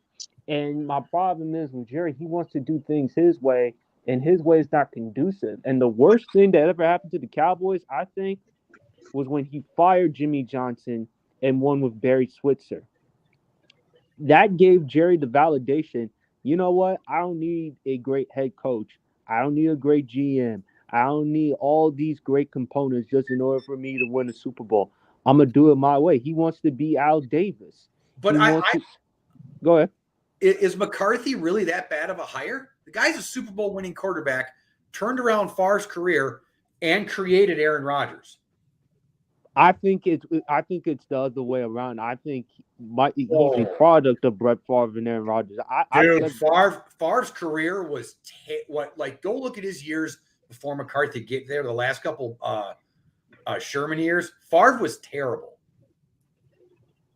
McCarthy turned his career around. But I put a lot of that on Mike Sherman too, man, because Mike Sherman, he made a lot of mistakes in coaching, and that's why they got us behind the five there. And he never coached since. Well, but I put a lot of that on Mike Sherman. Well, they also made the huge mistake of appointing Mike Sherman the GM when Ron Wolf retired, GM and coach. That was really dumb. But you can't. Yes, I agree. Mike Sherman's coaching towards the end of that was atrocious. But we have to give credit where credit's due. Like McCarthy, and I think even Rodgers has said it. Like turned around his career. Like if you go back and look at like Rodgers, like when he first came out of college, and how terrible his mechanics were, and how like they were very. I forgot the coach from college that he was his coach, and Joey Harrington. They all basically had the same mechanics. They hold the high ball like this. Yeah, it was a huge curse on. I know the coach you're talking about. I forget the name. It was a curse on every quarterback that he ever coached. None of them made it in that. But McCarthy deserves credit for making Rodgers or at least starting the product of who Rodgers became to be. Like that there has to be that credit there. Not to mention the fact he did win a Super Bowl and came real close to getting to a couple others. Okay, I know there were some mistakes, but Flash, here's the thing. But I don't think McCarthy's bad hire. But here's the thing, Flash. He doesn't strike me as a leader. He doesn't strike me. I mean, he's known for his offensive play calling, but as a leader, I saw the Hard Knocks training camp with the Dallas Cowboys, and based on his leadership, he never motivated me. He didn't seem like the type of guy who could motivate players. And then he came out with ridiculous strategies just to motivate the team. Remember the monkey butt, the thing that he used prior to the Atlanta Falcons game in order to motivate the team. And plus, what's been the knock with Mike McCarthy since his time with the Dallas Cowboys? Clock management issues. Finally, Jerry decided to move on, fire Kellen Moore, the offensive coordinator, bring in allow Mike McCarthy to call plays. And I just think with Mike McCarthy, he's outdated. I just don't think he's that type of guy that can get you that far. And I just think he's just another yes man. Same thing with Jason Garrett. Jason Garrett has had some damn good seasons. Remember 2014, 2016. Yeah, I mean, and clap. That's the only thing that he did best was clap. I just think right now with the Dallas Cowboys, you got to move on. But you're not winning anything with Jerry Jones. I just don't think you're going to win anything with Jerry Jones because as long as he's in the way, you're not going that far. This is as far as you're going to get to. I just kind of disagree. I think we were saying the same problems with Andy Reid. Andy Reid had terrible clock management skills, and until he got Patrick Mahomes, he never won the big one. I think Dallas has made the right moves. I think Jerry's actually made good moves. I think moving on, I think the biggest mistake he made, he didn't move on from Jason Garrett soon enough. I think that was a big mistake. But I don't think hiring McCarthy was a bad decision. I mean, I think you could make an argument again that McCarthy was kind of stuck in his ways in Green Bay. It was my biggest argument when he was here towards the end. But he also won a Super Bowl. Like he did. And I don't think I think just to pin that all on Rodgers, that McCarthy had nothing to do with that, is naive. And I don't understand what happened in that Green Bay game last year. Because it wasn't just Dak. Like the whole team melted. Like it was just like, it's like they walked into that stadium expecting to lose. Now, maybe that goes to your point, PSP, of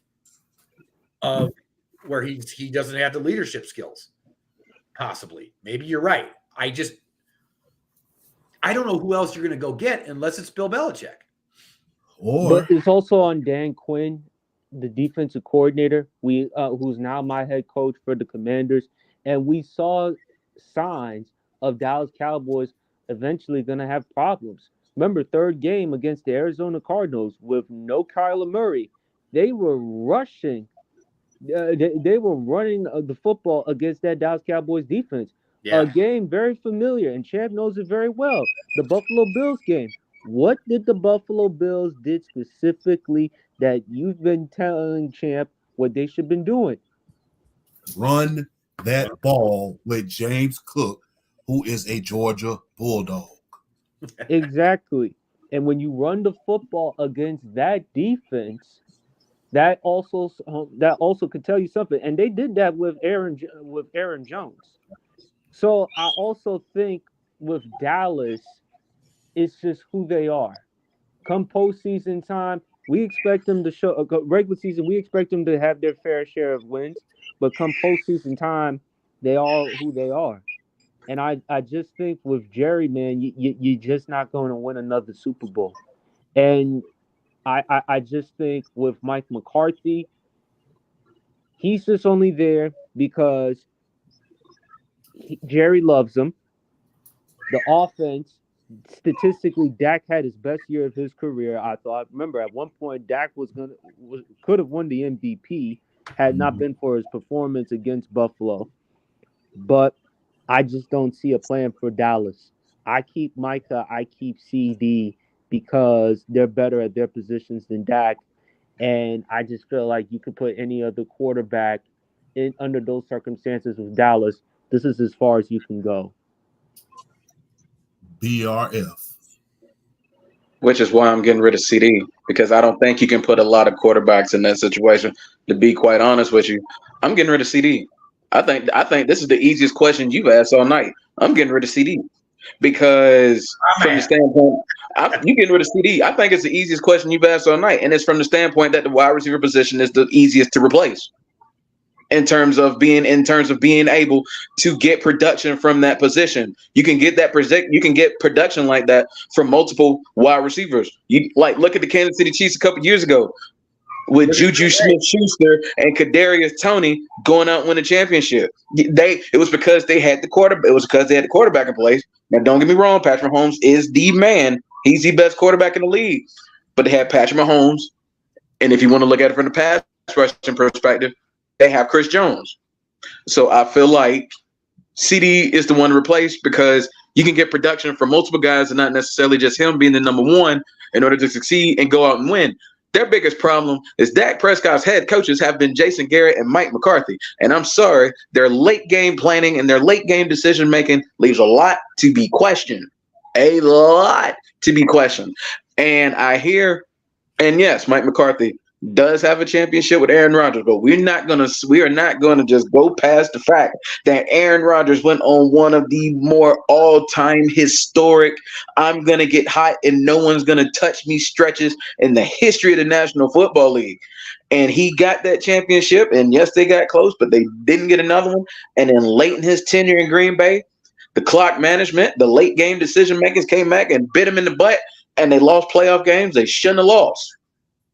So I feel like I feel like if I'm getting rid of one of those three, I'm getting rid of CD because you can get production from his position with multiple players.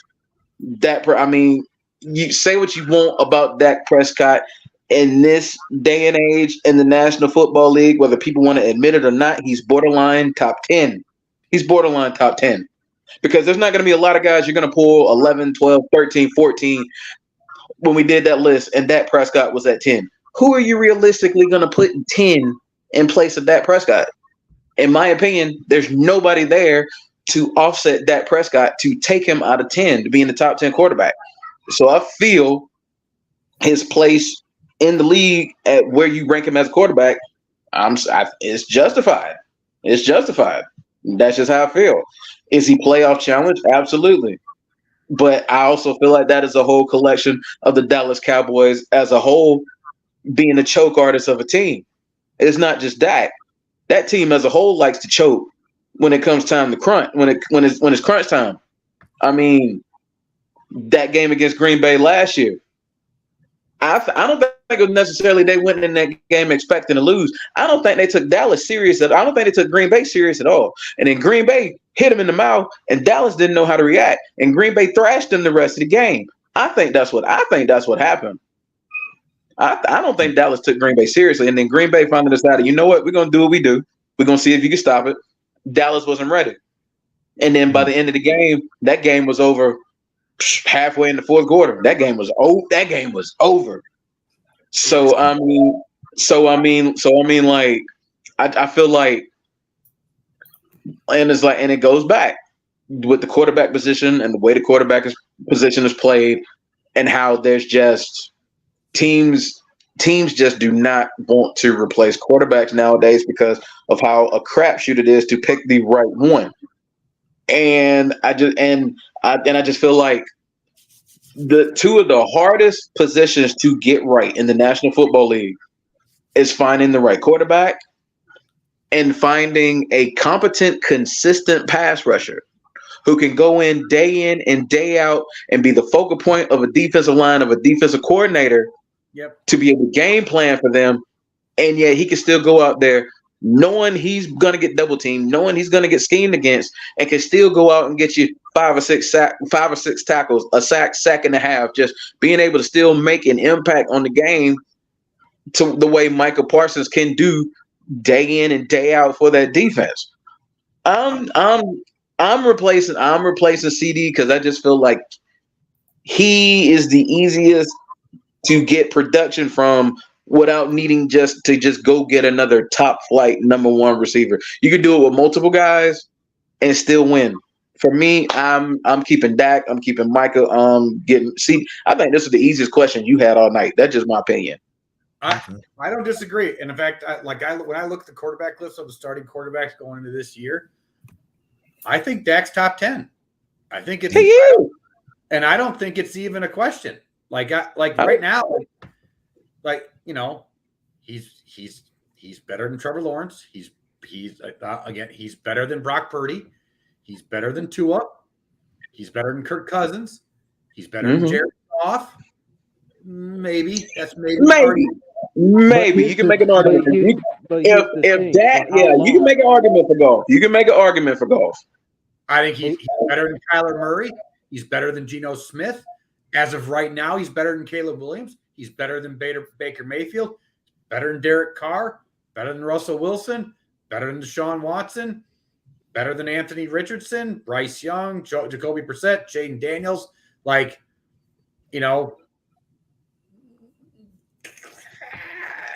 Hey, but here's the thing: for how long, Flash? How long is Dak Prescott going to be top 10? Because the thing is, Dak will be a free agent in 2025, and Jerry, you're not getting any younger. Do you think Dak Prescott has what it takes, to Champ's point? Because he's done his part providing weapons, providing a great defense. They made the changes in 2020, after 2020. They had one of the worst defenses in Cowboys history. They moved on from the former defensive coordinator. They brought in Dan Quinn. Dan Quinn was more than adequate. So with They Dak also had a Prescott, lot of injuries on the defensive side of the ball too. Like that. there was there was, but That I think now considering Dak Prescott 9 years, this is as far as he can go. I believe Dak Prescott, for me, I would love to see Dak Prescott go elsewhere and compete because that could end the narrative with Dak Prescott. Can he be that type of guy? Can he succeed somewhere else? I believe Dak Prescott, if you put him in different circumstances, I think he will have a better chance of competing for a Super Bowl. Not saying he'll win one, but I think he has a better chance because I just don't think you're going to overcome the Dallas Cowboys. I think if you're going to keep this team, mostly intact, I think you have to re-sign Dak. He just turned 31 years old, like a day ago. It's either this is what you have two choices. Either you blow this whole thing up. The problem is, if you were going to do that, you should have done it this year because all the quarterbacks coming out in this upcoming draft. So unless they're going to mortgage the future after this year and then trade up or whatever or something. But if you continue, if let's say they, go 12-5 or whatever, get to the playoffs and win a playoff game. Let's say they do. Dak's just turned 31. If you're going to re-sign CD or re-sign Parsons or whatever you're going to like, I don't know. I just don't. I don't. What I'm doing, if I'm the owner of that team, this is just the champ rules. Hey, I'm gonna just be real. I'm not going to lose my number one receiver. Not doing it because the thing is, this guy almost won a triple crown last year. Nearly won a triple crown, and my thing is, the thing is, you saw what happened to that Dallas offense. Once they lost a number one caliber receiver, once they lost Dez Bryant, that offense went from 10 to 22nd. So you saw that. So the thing is, I'm not losing that number one receiver. Number two, I'm not losing a Micah Parsons. I can never say that guy's name right. I'm not losing Parsons. It's Michael. Micah Parsons. I'm not losing Micah Parsons. So not losing him. He the second coming of Derek Thomas. I can't really say LT yet because you have not won a defensive player of the year yet. I'll put you on Derek Thomas' caliber. I'm not losing you at this point in time. My thing is this. Look, you've had a lot of time in order to win. We surrounded you with talent. You've had the talent in order to win. So the thing is, especially last year, the path was clear for that entire team. Now, like I said, I don't blame that whole loss on Dak. I would be a foolish person in order to say that was Dak's fault. No, it wasn't. That defense, you better off having me out there on a sunny day. It just wasn't going to happen. So the thing is this. You've had plenty of opportunities in order to win, not only now, but in the playoffs. I don't mind losing you at this point in your career. The only team that I will say that if I lost you, I would sure as hell regret losing you is that team in Pennsylvania by the name of Pittsburgh. Because can you imagine Dak Prescott with that defense in Pittsburgh with a coach like Mike Tomlin? I was going to bring that up. The great minds think alike as usual, PSP. That is the only team that I really, really worried about signing him at this point in time. It's Pittsburgh. Because if you really look around the league, a lot of teams are pretty much set at the quarterback at this point. Pretty much set. So the only team that I'm pretty much worried about really coming in and saying, okay, Dak, and immediately, and if they sign him, I can see them going to a Super Bowl, it's Pittsburgh. But I'm not losing CD Lamb. I'm not losing Parsons. I will just say, hey, look, I'll rack my losses. I'll build my team at the skill position, build up the line and try to bring in another game manager in order to try to see if I can make it. You've done your part. You served your purpose. Here's my thing though. Out of that scenario, I think the one scenario where you lose all three is if you let Dak go. You lose all three if you let Dak go, because I promise you, I understand you might want to get somebody who can manage the talent they have. I get that. If they're not good for 2-3 years, that team ain't winning. Everybody gone. So that's why I feel. If you want to keep the team intact as is, I think CD is the pick. Like I said, you can get production from your wide receiver core. If that goes, everybody goes. That's where I feel like that dilemma comes in, because I just don't see that team being as productive. Just sticking anybody at quarterback like a lot of people feel they are. I don't see it. I don't either. That's where I say the scenario where if that goes, it's a moot point and they all go. That's where I see that coming in at. So like I like where BF is kind of going with this.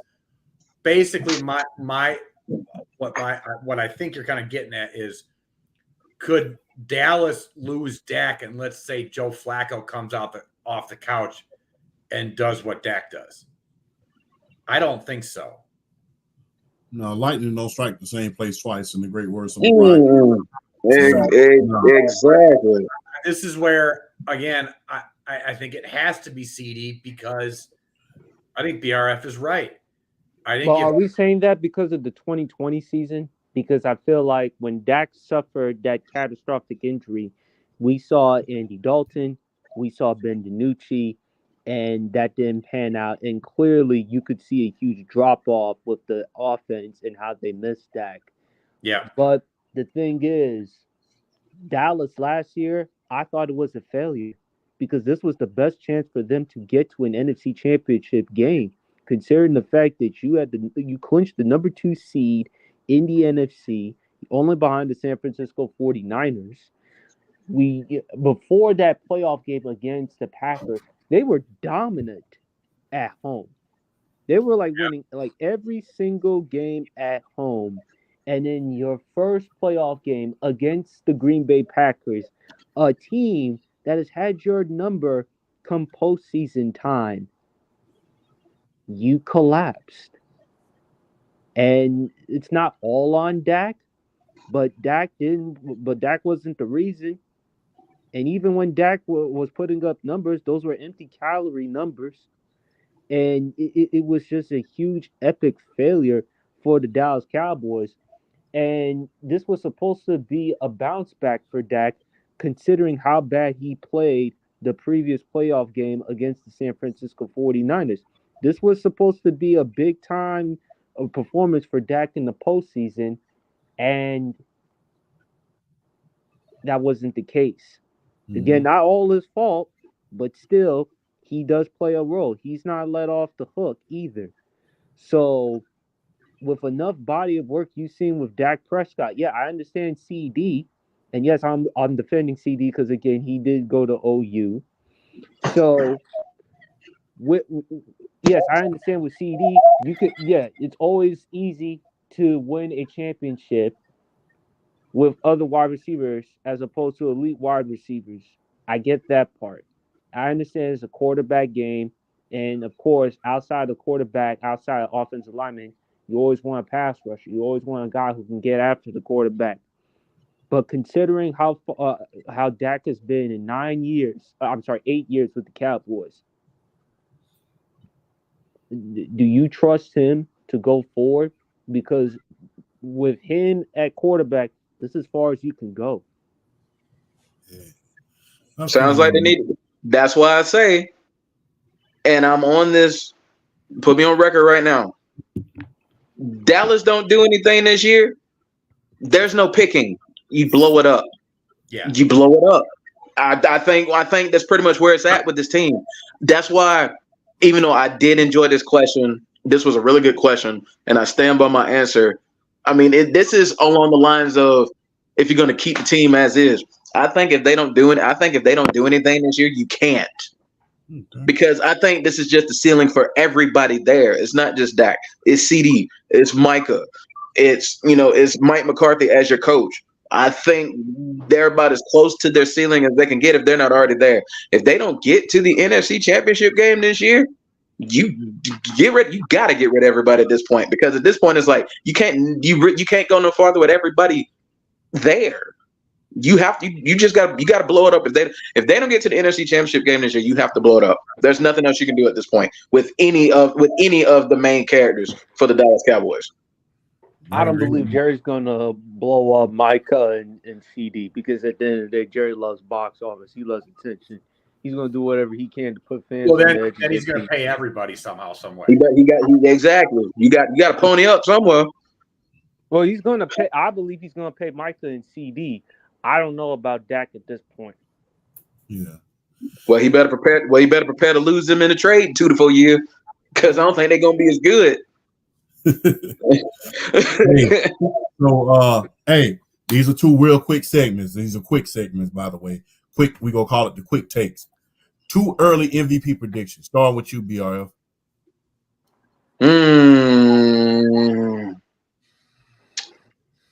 You know what? For one, there's actually I think there's some parity this year with who can win the MVP this year. I mean, of course you got the king. Of course you got Patrick Mahomes, but you got Christian McCaffrey. You got CJ Stroud. You got Jordan Love in Green Bay. You have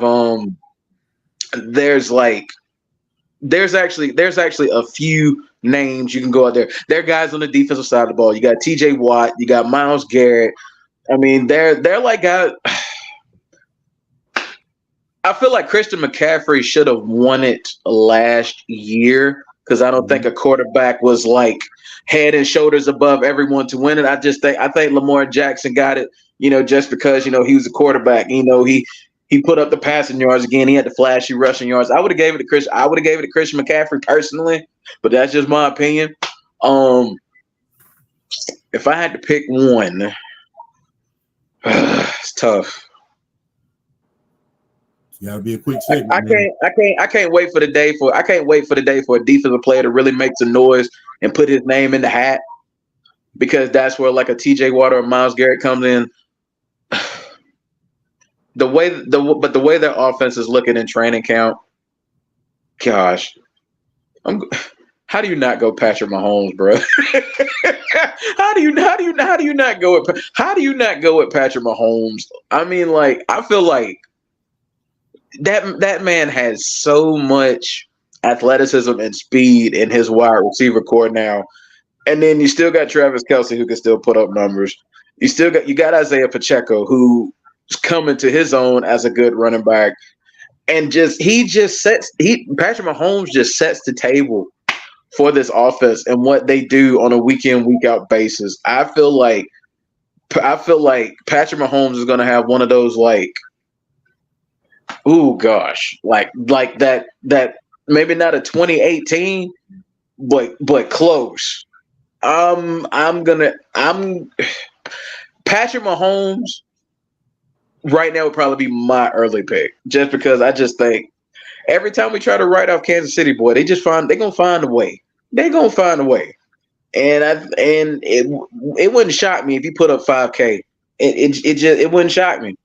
It wouldn't shock me. That man gonna be bombing all over the place with all that speed he's got in his wide receiver core. 5K from him this year would not shock me. Nope. All right. PFE.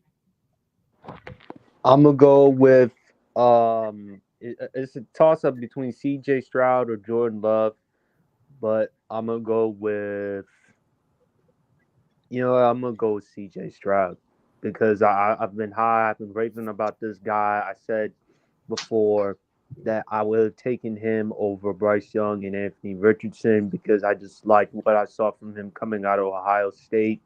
Chip, we all know the game in which you had 3 heart attacks against your Georgia Bulldogs. CJ is just that truth. I am concerned with Stephon Diggs there because, okay, Stephon, to your point, champ, you've been with two Pro Bowl quarterbacks, Kirk Cousins, Josh Allen. So now you're going with CJ Stroud. You don't want to continue on this perception, this narrative of you being a diva wide receiver. And plus, Tank Dell's coming back. Nico Collins is had a big year, got paid, rightfully so. They got Joe Mixon. If they can continue with the defense, and I love what they added with Daniel Hunter to pair up with Will Anderson. Will Anderson has even improved his physique. They got some early competition, but I do think I love what I'm seeing from the Houston Texans moving forward. I think they're going to be a serious team in the AFC in the foreseeable future. I'm going to go with CJ Stroud. Flash. BRF stole my thunder a little bit. I'm going with Patrick Mahomes. I think this is going to be a Mahomes Brady-esque 2007 type year.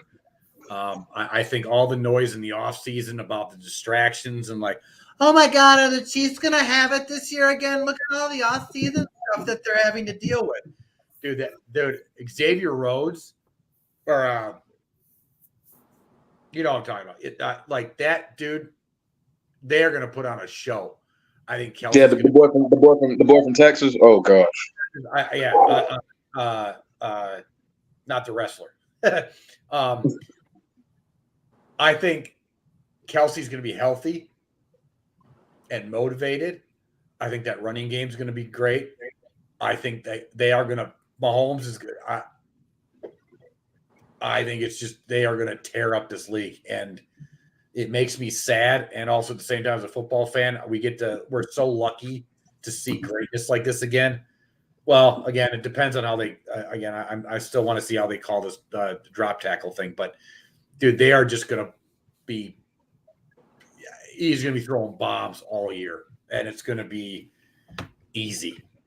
Like I think I'm going to make an early prediction real quick. I think Kansas City walks away with the AFC this year. All right. Hey, look, whenever we doubt Patrick Mahomes, he just keeps on coming back and back and back and back. And eventually it's looking like they may become, and I know, no disrespect to you, Flash, it looks like they're becoming the next New England Patriots of this generation, because it's why I've been here before. I've seen it before. And the only thing that I hope is that we don't have to face Patrick Mahomes. Whatever you do, if you ever make it to the Super Bowl, I hope I don't have to see. I don't want to see you in the Super Bowl. Let somebody else get it. I take my chances with somebody else. But early prediction, man. Look, I'm gonna go with CJ Stroud. I got to go with CJ Stroud. Now, because if you look at how he performed under that, I mean, nobody expected that at all from him. Nothing. And how they came and went for broke in that, and remember, he was in MVP conversations earlier in the season. Everybody was, I remember me and PSP discussing it on his show. But I would think have won the MVP had he played the rest of the season. Yes, he would have. I believe that wholeheartedly. But I'm taking CJ Stroud as my too early MVP, man, because I believe that team has gotten talent. I believe, they did a hell of a job of keeping that team intact. They added a lot of good pieces with Joe Mixon and, Stephon Diggs. Not to mention, people don't understand this. The real prize of free agency this year was Danielle Hunter. I don't think people are talking about that enough. The real prize this year in free agency was Danielle Hunter. So to add him to Willie Anderson, who was the defensive rookie of the year, that was that the flat amazing. So I'm expecting big things from CJ Stroud. I believe CJ Stroud definitely has a legitimate case on paper to win the MVP this year. But let's move on. Hey, another quick segment, quick take. Outside of Caleb Williams, who had the chance to win Rookie of the Year. Whoever wants to go first. Offense or defense? Either or. For me, I would probably go with. Ooh, this is a really, really good one right here. I'm gonna go with Jaden Daniels. If Washington can give him enough time to protect him, again, I am concerned about the size part. But with Cliff Kingsbury there as the offensive coordinator, I like Cliff Kingsbury as a play caller. I don't love him as a head coach, but I think knowing his track record, knowing what he can do with quarterbacks, I actually think Cliff Kingsbury is going to do a good job with Jane Daniels. They have some good enough pieces there, and I hope that Washington does a little something. They're not going to win the division. Obviously, that's Philadelphia. And then after Philadelphia, there's Dallas and there's New York. But I do think that Jaden Daniels is going to put up some crazy eye popping numbers because we have the right type of quarterback with not only his arm, but his legs. Mhm. So we hope that we can have something to look forward to for the next decade or so. BRF. I got two, and they're both wide receivers. So I mean, so instantly, yeah, you kind of know where I'm going with this. Yeah. So instantly, you go straight to Arizona, and you go straight to Marvin Harrison Jr. You go straight right there. Just from all the reports, from what I'm seeing as out of Arizona, as far as like Kyler Murray and his leadership and how he's been leading this team in the offseason, it's been A1 this offseason. So that's gonna translate when they get on the field and they start playing. And the biggest beneficiary of that is gonna be Marvin Harrison Jr. And I'm talking about this man's got some talent. This man is good. And I really feel like Kyler's gonna feed him early and often. And I think he's gonna be able to really showcase what he can do, not just with the 50-50 balls, but his yards after the catch, his route running. Just Marvin Harrison Jr. has everything there is to have as far as an NFL wide receiver. But a dark horse, Rome Odunze. And I tell you why he's a dark horse. It's because he's not the number one in Chicago. So he doesn't have to worry about too much. You got DJ Moore and you got Keenan Allen taking a lot of pressure off you. And then homeboy can just go out and do his thing. So I think he could definitely be a dark horse for like an offensive rookie of the year. So if I had two early predictions outside of Caleb Williams, I would go those two. For me, look out! I got one dark horse, and it's because he won me over. He won me over when he was at his time in Michigan. Look out for Blake Corum in Sean McVay's offense. Look out for Blake Corum. Although he's going to be sharing the backfield with Karen Williams, I believe he's going to make a huge impact on that offensive side of the ball. So look out for Blake Corum. Flash, what says you? Xavier Worthy. Oh, wait a minute. I thought BRF. I thought that's what you were going to tell. I'm like, crap. I think Marvin Harrison Jr. made the most sense for me, but Xavier Worthy in that offense, I'm gonna let you speak because that's a good pick. What about Mitchell from the Colts? Assuming if Anthony Richardson can stay healthy. I think if Anthony Richardson is legit, if what we saw in that really small sample size is legit, because I was a huge Anthony Richardson guy coming out of college. I was all about him. I said the Colts were going to pick him. All my buddies were saying I was stupid, and lo and behold, here we are. I think it's a possibility. I just think Xavier Worthy's set up because not only the fact that like he's got Mahomes and Andy Reid, he's got he's got Travis Kelce as his tight end, who's automatically going to take away coverage from it. Like it's just going to like he's got the opportunity to put up stupid rookie numbers, and he's set up in a way that I don't think any other rookie is set up besides Caleb Williams to succeed. Like you walk into a position where you have the best coach in the league, by far the best quarterback in the league, and they know how to use speed. It's not like the Raiders where they just draft speed and they're like, let's just throw it out. The Chiefs know how to use speed. Yes. And that little dude is fast as Especially with Andy Reid calling the plays. Yes. Like, I'm not even just talking about receiving, but lining that kid up in the backfield, in the slot, wide receiver screens, reverses, like they did with McCole Hardman. Yeah. Mm-hmm. But worse. It's going to be like this is going to be I think this kid is going to be like an 07 when like the Patriots got Randy Moss.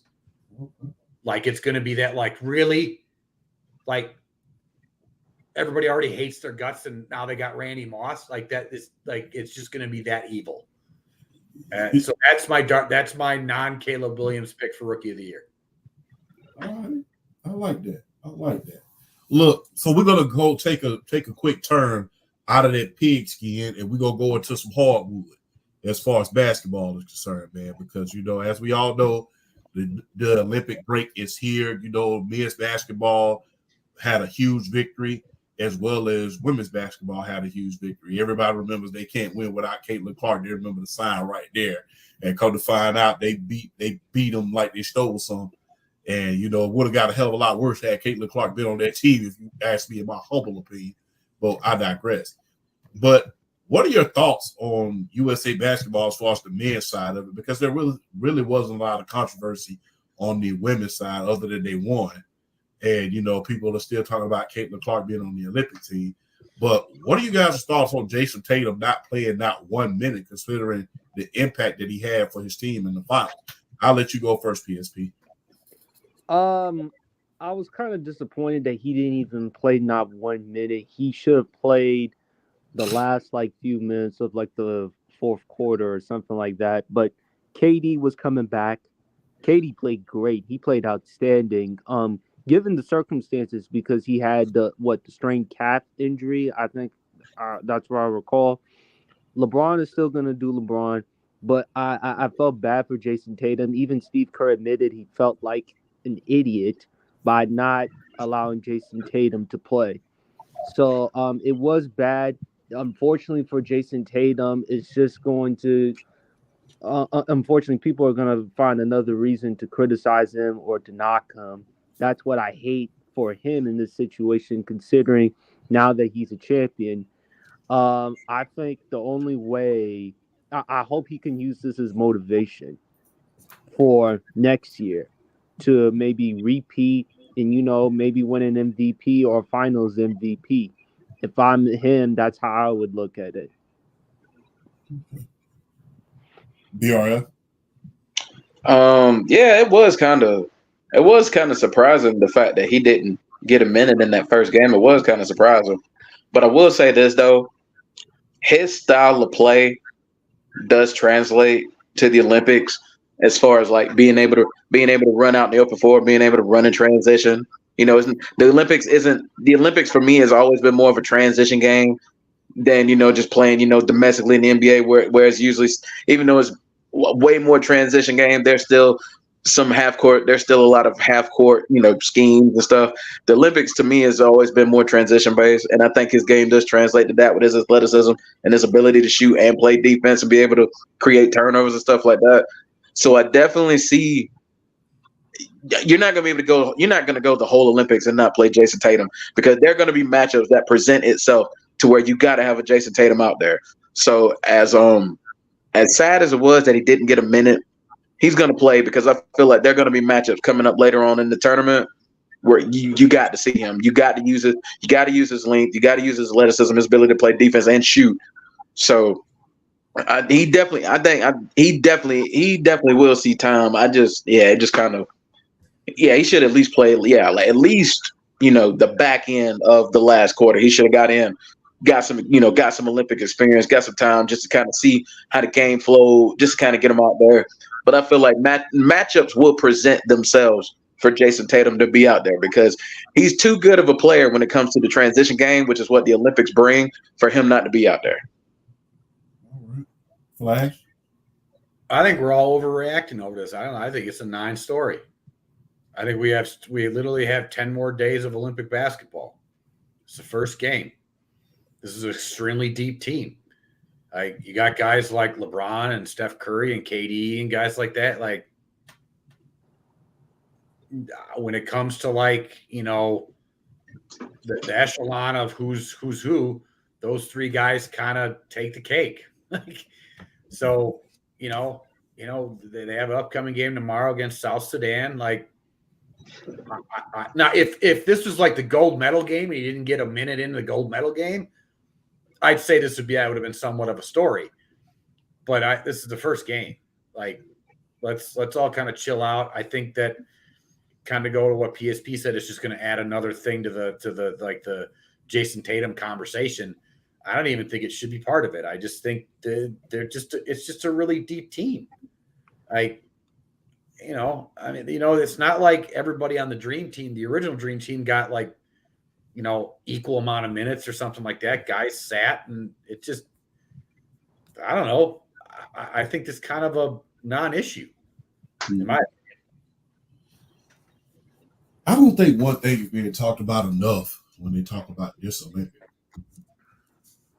The big three: Durant, LeBron, Steph Curry.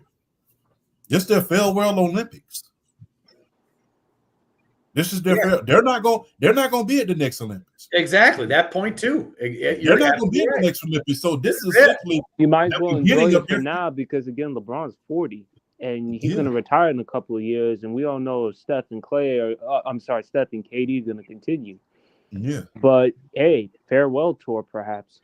Yeah. And my thing is, LeBron already said, he was like, what do you think about the 2028 Olympics? You said, I'm not going to be there. He's already said that. So he already planted that seed in your mind that he's not going to be there. So the thing is, people don't understand this. This is just the beginning of a farewell tour like we've never seen before. And I don't think people are acknowledging this stuff. This is probably the big three's last Olympics, especially together. So let them have their shine. I mean, we're gonna see Jason Tatum in another Olympics, and where he's gonna be leader of the pack. We're gonna see Jaylen Brown, where he's gonna be a leader of the pack. We're gonna see, on the women's side, Caitlin Clark, when she's the leader of the pack. But with these three guys, KD, Steph, and LeBron in particular, this is their farewell Olympics. They brought them. I mean, I don't think by accident. I don't think it's by accident. They're on their last leg. They're not on their last leg as players, but because they're still damn good. But the thing is, this will be their last Olympics, and then in a few years, we're not going to see them again. And I think they wanted to play together this year. Yeah, this was their last opportunity. I don't think, and I think Anthony Davis, he's 31. Like, we may never see Anthony Davis. I mean, I know that's not old, but we may not see him next Olympics. No, with his injury history. And then you got Drew Holiday. Drew Holiday's 34. This is a once in a lifetime opportunity for him. Like, this is it. Yeah. So, but everybody else on this team, besides that I mentioned, besides Derek White and Joel Embiid, everybody else is in their 20s. Yeah. So this is the farewell tour for those big dogs, man. Yeah. So, I mean, I don't think people are talking about that enough, because a lot of these players that we're seeing in this Olympics, we're not going to see in the next Olympics. We're not going to see them. They're either going to be going on their farewell tours or long gone by that time. So I don't think that's being talked about enough. If Jason Tatum gets benched again, just like last one, are we going to say something about it? Well, I don't think so, to be honest with you, because like I said, for me, it's the farewell tour of these big guys who've done so much for the game in the 2010s. You're going to have another opportunity in order to prove yourself next Olympics. And you just won the NBA Finals. You won the ultimate prize. So be that as it may, hell, And you on the cover of 2K. And you on the cover of Slam magazine. So, and I just signed a big, huge contract. I signed the richest contract in NBA history. So am I really worried? This is a token of appreciation. But the thing is, hey, let the big dog shine and let them have their last Olympic tour. I'll be back on next Olympics. I'll be back. So the thing is, I'm not going to make a big, huge deal about it. I'm not going to make a big stake about it. Do I want to play? Yes.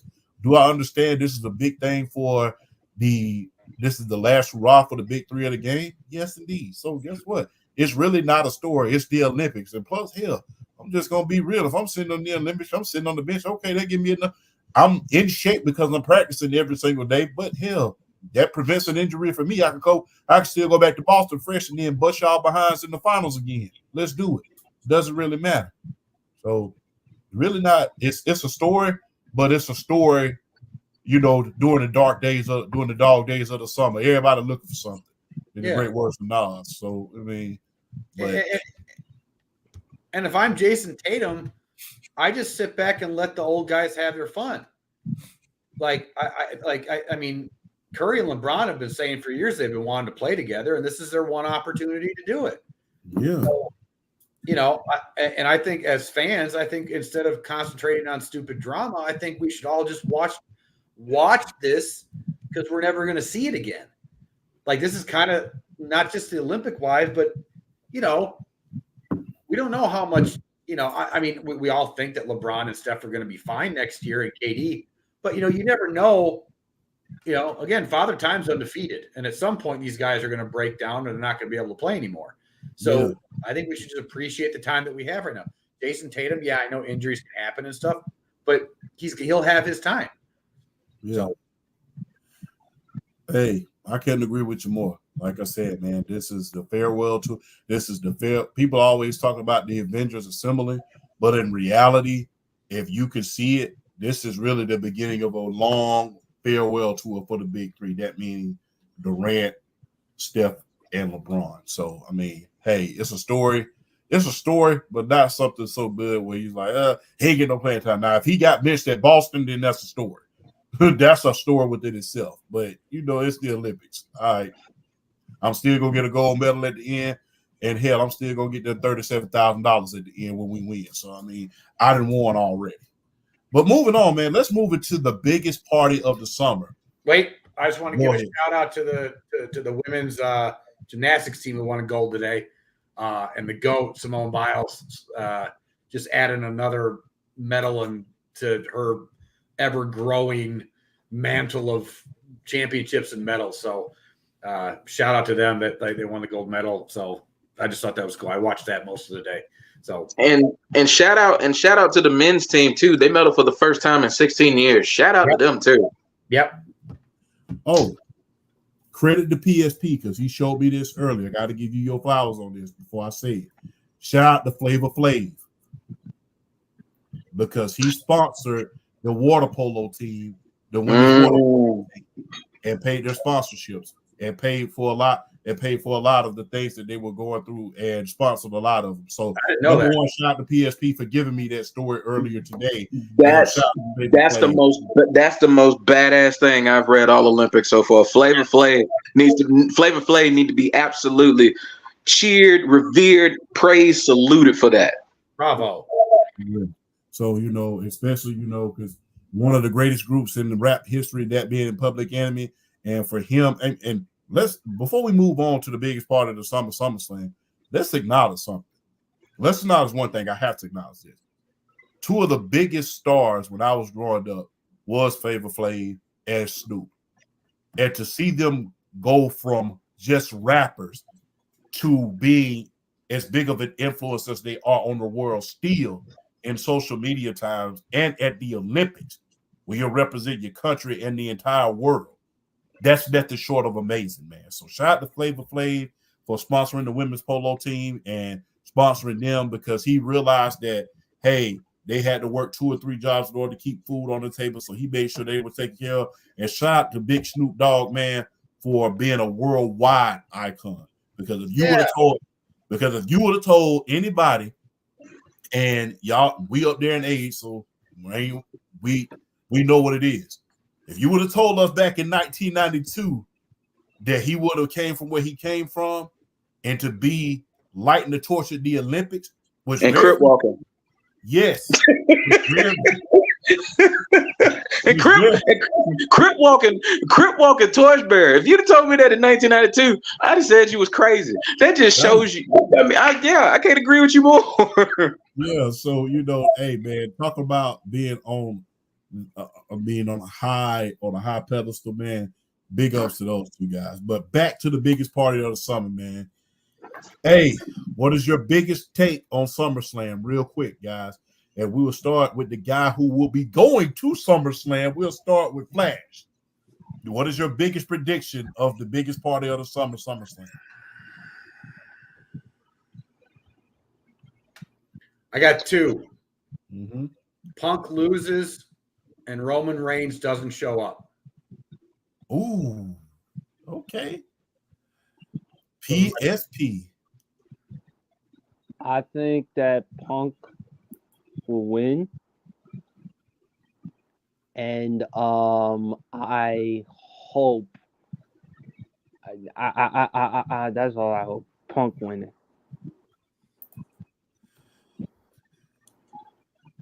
DRF. Someone in the Judgment Day is going to turn. I feel like personally that Dom promo to Rhea was just, it was a domino effect. Something about to go down.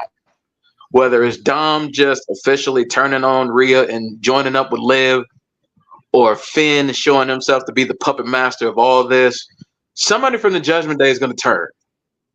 It got a little more predictable with that promo that Liv Morgan cut this past Monday, because you really don't know where it's going to go. So that's one. I'm starting to lean with Flash on the idea of Roman not showing up, but Solo keep running his mouth. There's a cliffhanger there. He keeps running his mouth on Roman, so there's a cliffhanger sometimes. If it's not Roman at SummerSlam, I think if we don't get Roman, I think we get the ball rolling. I think it's Jimmy. There you go.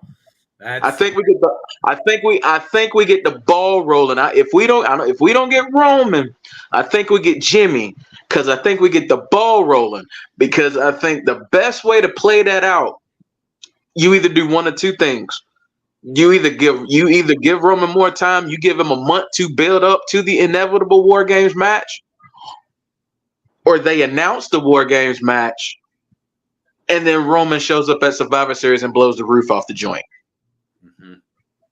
I don't want Roman. I look, don't get me wrong. I mean, I do. I want to go to SummerSlam and see him show up. That would be awesome. I want to see that.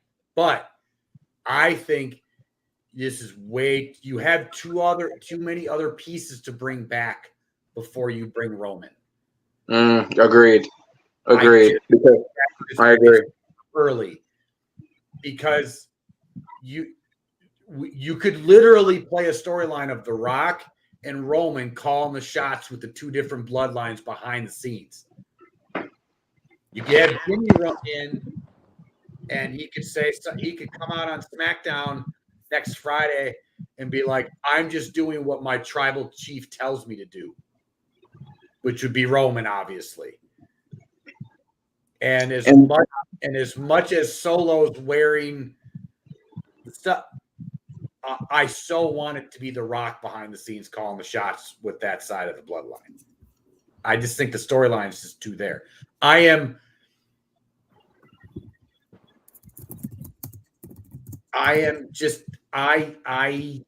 It's too soon to bring Roman back. Here's the other thing too. As much as there's no rumors right now of Alexa Bliss showing up, there's so many possibilities of guys showing up right now.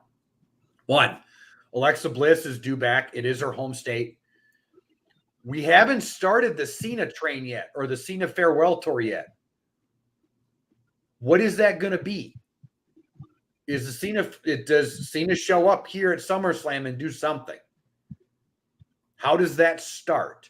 Is that starting at the Rumble? I don't think so. Why would you keep Cena away from SummerSlam?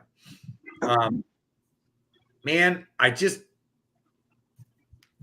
think it is Jimmy. That was my prediction when we were in the chat. I think I'm sticking with that. I think it's too early to bring Roman back. As much as I want to see it, I think it's just a tad too early. In fact, I don't even think you could even not even bring him back at War Games. Like you could hold this off for a while and make this like.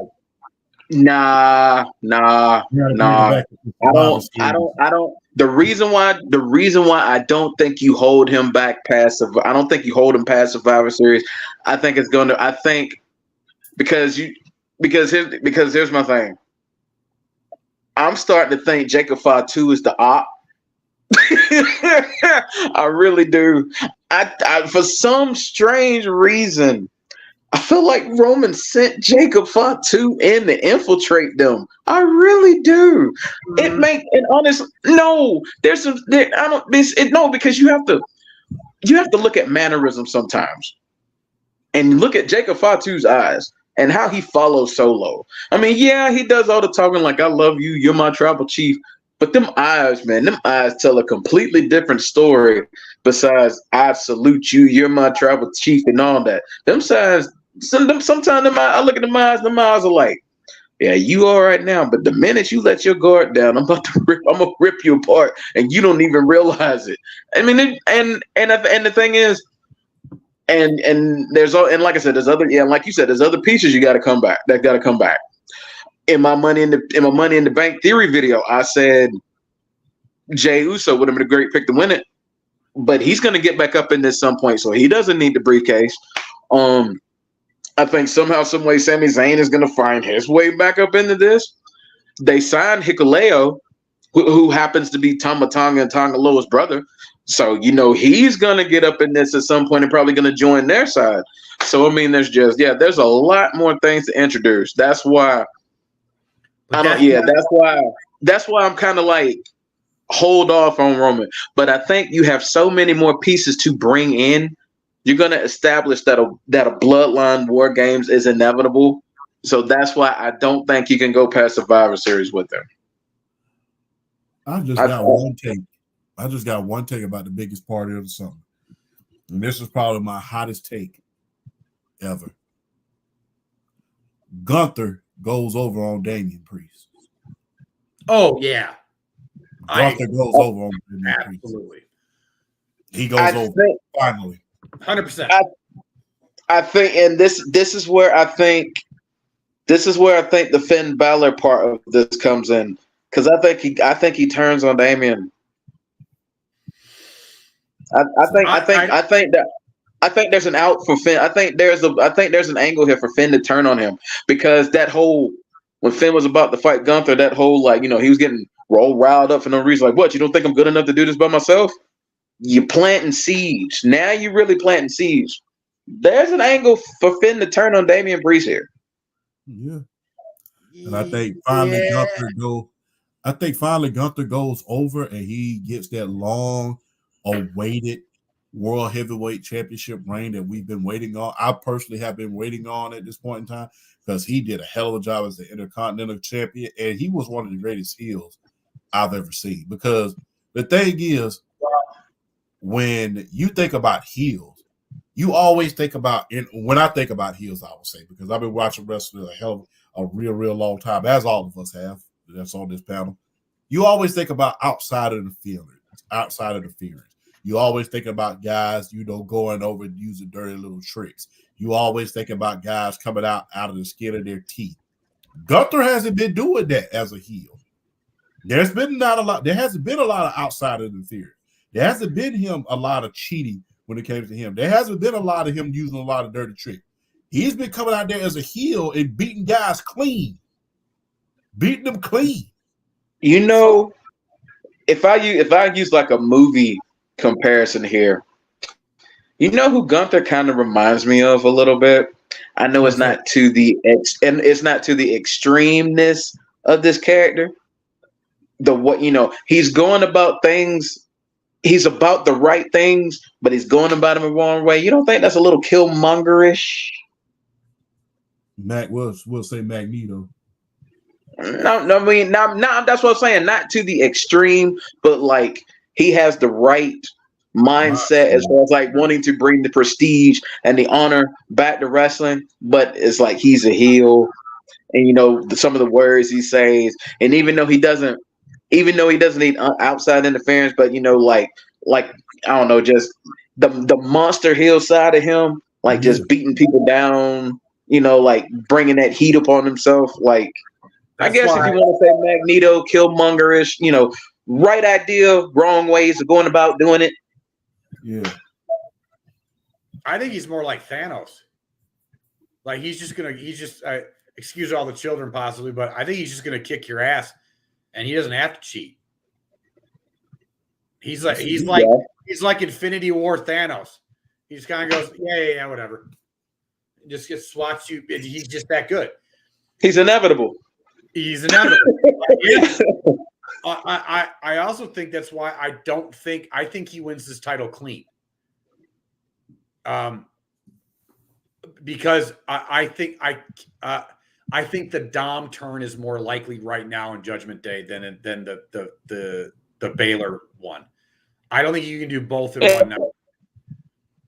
I think that the Dom one is right there, like in blinking neon lights, like. Oh yeah. So I definitely feel that's inevitable. That promo I think just set that whole thing up. I think Liv has to go over at SummerSlam. I don't want this to end. This is, besides the bloodline stuff, this is the best thing that they have going on either show. But to what Champ said, I don't even think that Gunther's the big thing here. Like, what about LA Knight? Does he finally get his title? And him being one of the most over wrestlers we've seen in the last 5 to 10 years. Yeah. Fans are tired of Logan Paul as United States champion. I think it's time to pull the trigger. I'm not tired. I hate Logan Paul. I can't stand the Paul brothers. Like every other older millennial and Gen Xer, we all hate the Paul brothers. But that boy was made for wrestling. I don't like neither one of them. I don't like his brother, the boxer. I could have beat him at my peak. I'm just gonna be real about it. I'd have beat Logan Paul. I'd have beat Jake Paul at my peak. Hey, you don't believe me? Put me in a time machine and put me back at 26 years and 27 years old. I'd have beat both of them. But I think with LA Knight going against Logan Paul, I think the WWE is going to put themselves in one of those corners with a guy like LA Knight. Okay, if you don't pull the trigger now, when are you going to do it? And if you don't, they're almost there with him if they're not already. And if you don't pull the trigger, you're going to have a situation like Hulk Hogan was in with Buddy Rogers in the AWA when they just would not just put him over as a champion. It's just like, when is it going to happen? And eventually fans get tired of that chasing stuff. They want a big payoff. And I think this should be LA Knight's huge payoff. I think he should win it too, personally. I got a question though, but if you look at it just from as much as we would love LA Knight to win a title, does he really need a title to get to be over? Because he's already really over, one. And two, what does more for the United States title? Giving it to LA Knight or letting Logan Paul just run with it as a top tier heel? Because he really is. Like, besides Gunther, name a better individual heel currently right now than him. Drew McIntyre, but that's another discussion.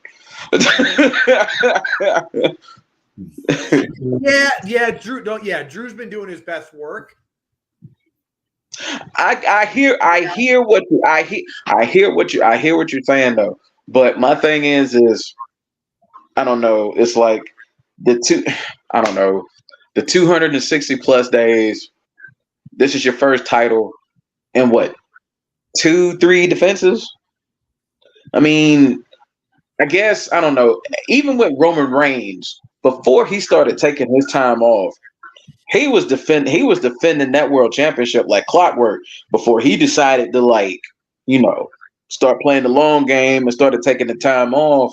And that's what I'm saying is like, who then becomes the chosen one to take it away from Logan Paul if you don't do it with LA Knight at this point?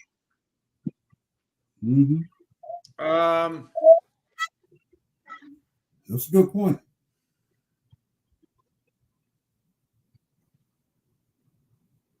Yeah, because like. Because you already have Braun Breaker as basically like a tweener, more of a heel. I think he's beating Sami Zayn at SummerSlam. I think he's beating Sami at SummerSlam. I think he's winning the IC title. He's beating Sami.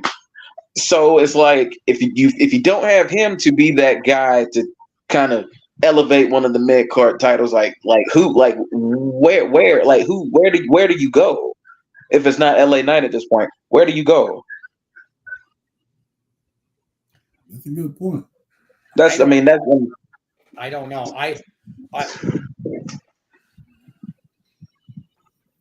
Hey, but that's my biggest take. I think Gunther's going to go over, finally going to go over, and I think he's going to have a hella long reign as the world I was about to say the World Wrestling Federation champion.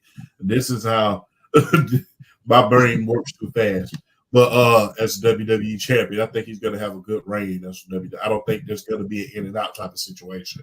I think with Gunther, it's going to be a real long and drawn out reign until I think WrestleMania. I think he'll lose at WrestleMania.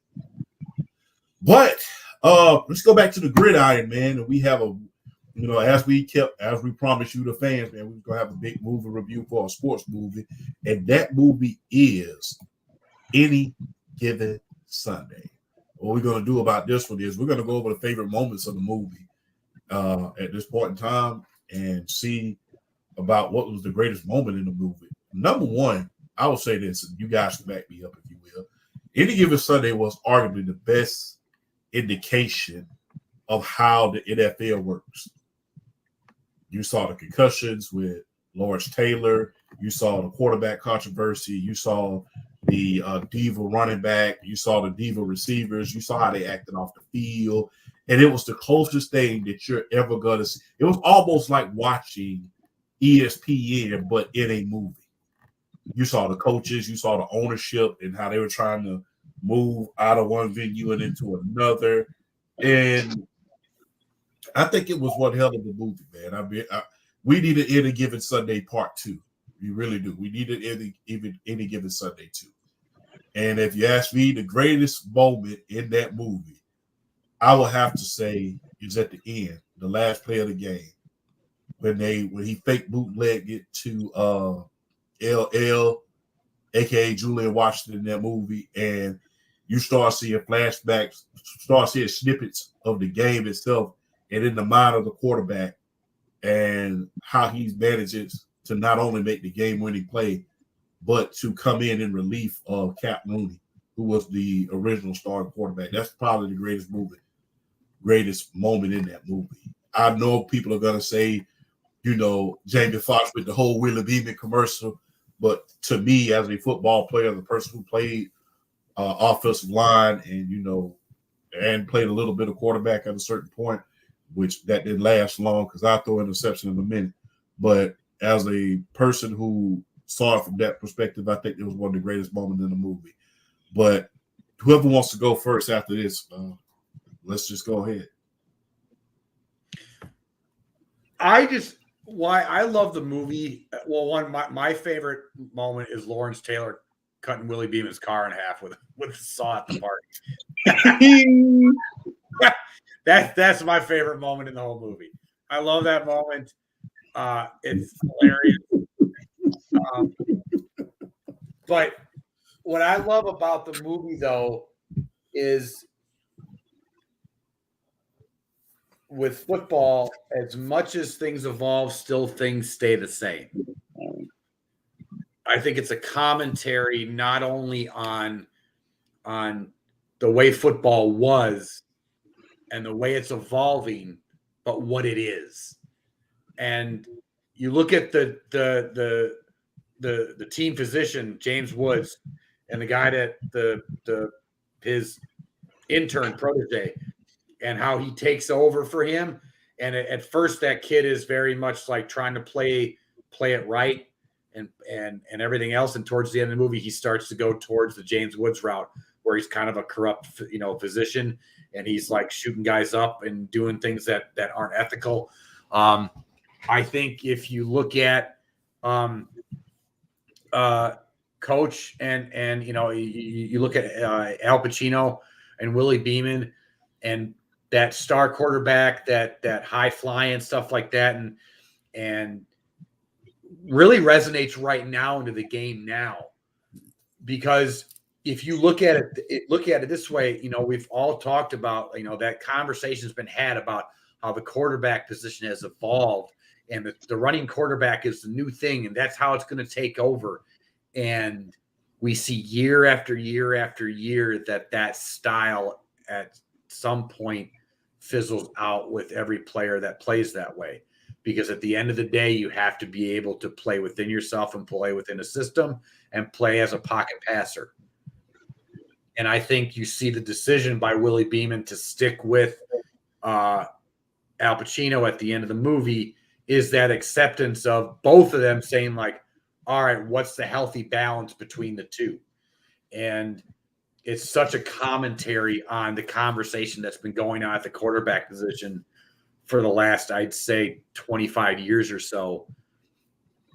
And that's what I think is such a beautiful thing. Besides the fact of, like what you were saying, Champ, like the pressure by ownership of moving a team, or I need to sell tickets, or this is what needs to happen for marketing, and not putting the best interest of an actual football team there. I mean, it's so good. It touches on the rampant cocaine use that was in the 80s. I mean, let's be honest. Like, I mean, Lawrence Taylor basically was playing himself. I mean, and if anybody want to talk about this is exaggerated, like, again, I know this is a kid-friendly show, but I just want to talk about, like, I mean, like Lawrence Taylor talked about literally hiring the oldest profession in the books ladies and sending them over to the other team hotel to distract them. Like, Yeah, and he wasn't the only one that doing. And before people say anything, he wasn't the only one that was doing that either. They was doing that in the NBA as well, because we had a player by the name of Marvin Barnes. God rest his soul. He used to do that as well. So I mean, you're not lying when you say that. So no, I also think it really speaks to another part of thing that's been really talked about, or a big talking point over the years, is that safety in the NFL. We hear constant, like, oh, we need the player safety this and the player safety that. And this is why I kind of roll my eyes at that stuff a little bit, is because the players are pushing to be on the field just as hard as the coaches are. Mm-hmm. Because they know that if they're not on the field, that affects their money. And you see that play out in the movie. And I think Oliver Stone did a great job. Now, he dramatized it in an Oliver Stone way, obviously. But I think he took those conversations around the game and put them to film, and they did a really good job of it. And again, kind of why when it comes to the safety part of it, I always kind of roll my eyes a little bit, because of that aspect of that part of it, like, is kind of ignored in that discussion, where the players are the ones also pushing to get back onto the field. Yeah, how Lawrence Taylor was at the end. He was like, you want to be shaking like you want to shake like a boxer that has no memory. He said, I shake like a coconut on a tree for $1 million.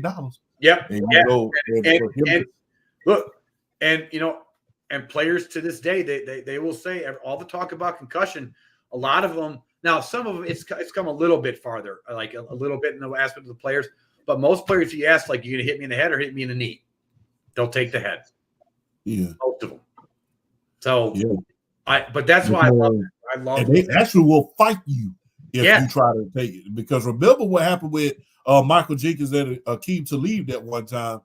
Michael Jenkins had blocked dude on a cut block, and Akeem Talib just flat out went off. Oh yeah. And I never forget what he told the press. He said, me and Michael Jenkins have the same age, and when I see him in Atlanta, I'm gonna beat him down. So for doing that to my teammate, because you just took his legs from it. I don't think that guy ever played again after that game, whoever he hit. So. Oh, you don't take a guy's knees out. That was something I was taught in middle school. Yeah. I mean, in Pop Warner, you don't take nobody's knees out. So I think it's a really beautiful movie. I think it's well done. I think the acting is great. I mean, it's Pacino. I mean, you got it's such a great cast. I mean, Jamie Foxx is amazing, and I think the acting job that Lawrence Taylor does, even though he's Lawrence Taylor, he does a great job of it, playing the character that he does, which is basically himself. Yeah. But you got Aaron Eckhart in there, Dennis Quaid, Jim Brown, LL Cool J. I mean, like John C. McGinley's in there, and he's just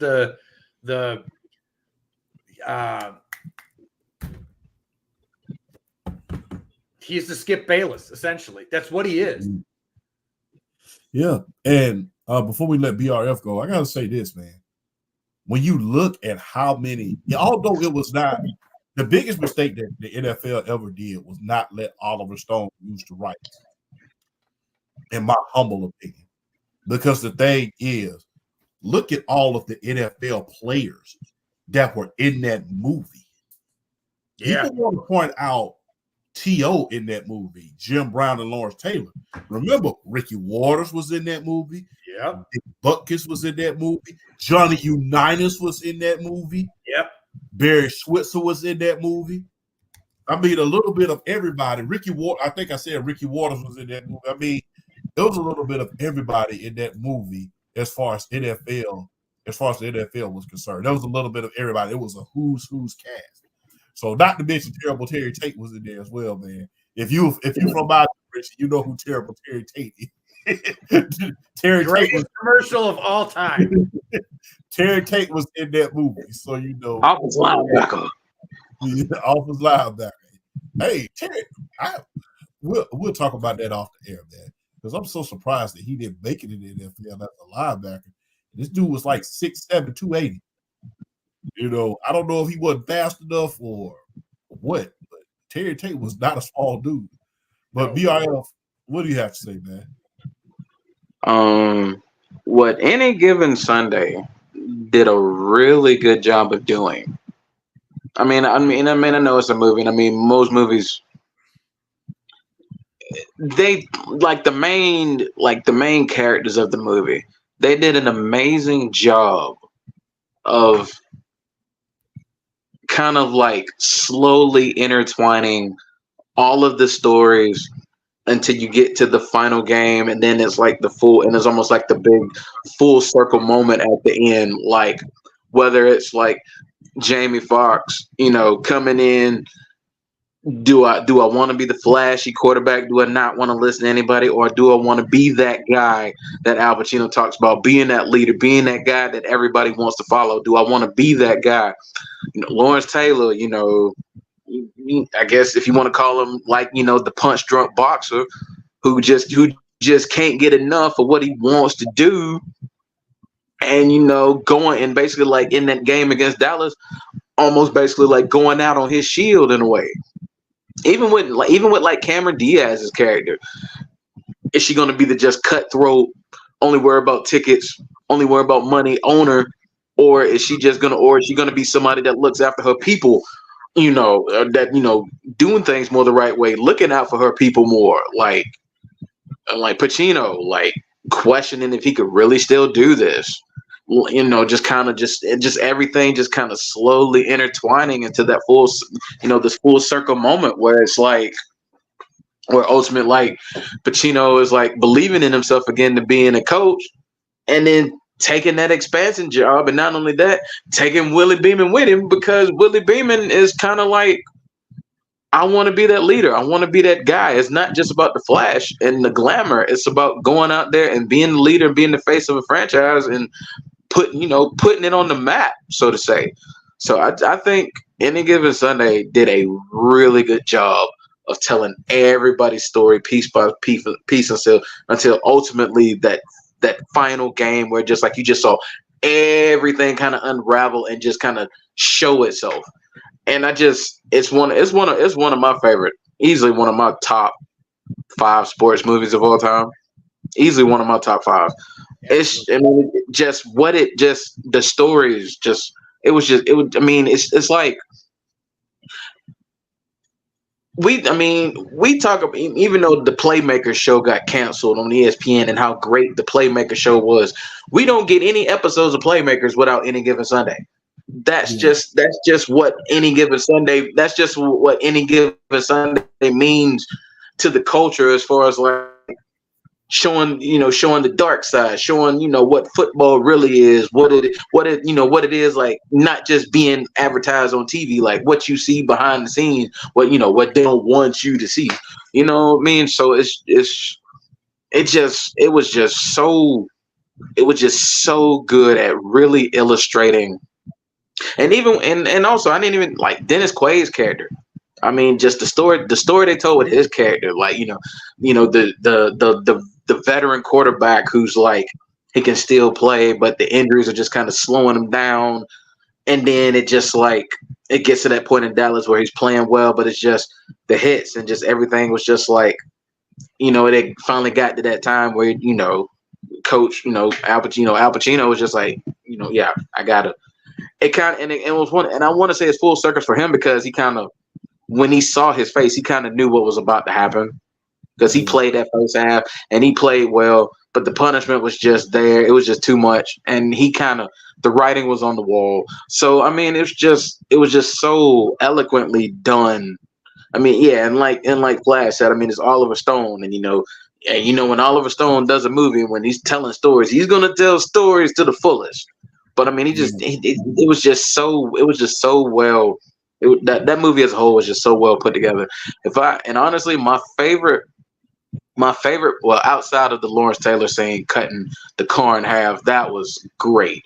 Outside of that scene, seeing Jamie Foxx's character, seeing Willie Beeman mature and basically turn into what Al Pacino wanted him to turn into the whole time, that game against Dallas, where he just basically like became just that.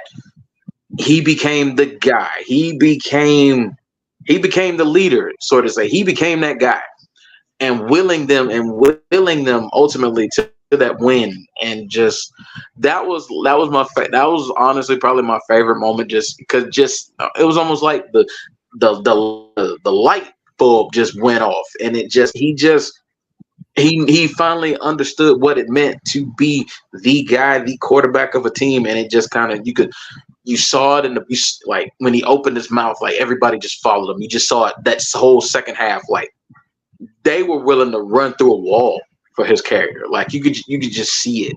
And just, I don't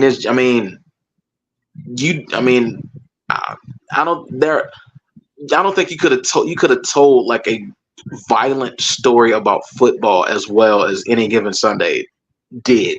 That's an amazing movie. And to anybody out there watching this, if you have not seen that movie, watch it, please. Go watch it. It's an amazing movie, and you will enjoy it. If you're a fan of football, you will enjoy this movie. Hey, and I will say this as well before we end this segment and end the show. Not only do you need to check out the movie, that was one badass soundtrack as well. Yes. Absolutely. That was one badass soundtrack, and the way they did the score in the movie, I mean, they had a little bit of everybody from there. It wasn't just one particular genre of music. I know hip hop dominated that soundtrack, but Fatboy Slim, Right Here, Right Now, and POD, guys like that, that soundtrack was great, top to bottom. That was one of the last soundtrack. That was one of the last great soundtracks, which I don't think they even do anymore at this point in time, as far as soundtracks are concerned. I don't think they even do soundtracks anymore. But that's another story for another day. But on that note, man, I must say this was one hell of a show, man. And quite frankly, man, look, a lot of time was put on this show by everyone involved. Thank you to PSP. And thank you to the big three that I have sitting before me right about now, man. This has been a hell of a show, man. Hey, Flash, have a hell of a time at SummerSlam, man. I will be watching it on television this Saturday. I will be looking for you and the little one in the crowd. And, man, look, man, on that note, man, it's time to go. But I will say this, man. Tell the people where to find you at, BRF. As always, you can follow me on BRL Sports. That's the TikTok handle. You can also go to the link tree in the bio as Linktree / Big Sugar 1122. You'll find my Twitter /X. You find my IG, my Facebook page. Just click the link, show your boy some love. And I do also, I haven't promoted it much, but I do have a Discord. I have a BRF Discord, and there's an active link in that link tree if you want to join in and just talk it up with me. I got plenty of channels up there. Go talk whatever you want to talk. So it's like I always say, a topic not thought about is a topic not talked about. And it's always a pleasure being with you, champ. It's always a pleasure talking with you, Flash. We are the big three for a reason, and this is why we do this, and we're gonna continue to do this. Because we ain't new to this, we're true to this. Flash. Saying that you can find me at Flash22, all underscores in between the letters and Flash. Also doing my channel from dad bod to rad bod. Kind of getting back into shape slowly but surely at 42 years old and suffering from psoriatic arthritis. But come support those channels. Not going to start a YouTube page up yet. Just don't have the time to do it. But that's something that's going to be coming down the pike at some point. More content coming because of football season. That's my bread and butter. And yeah. Thanks everybody for tuning in and love talking sports. And I'm excited for football season.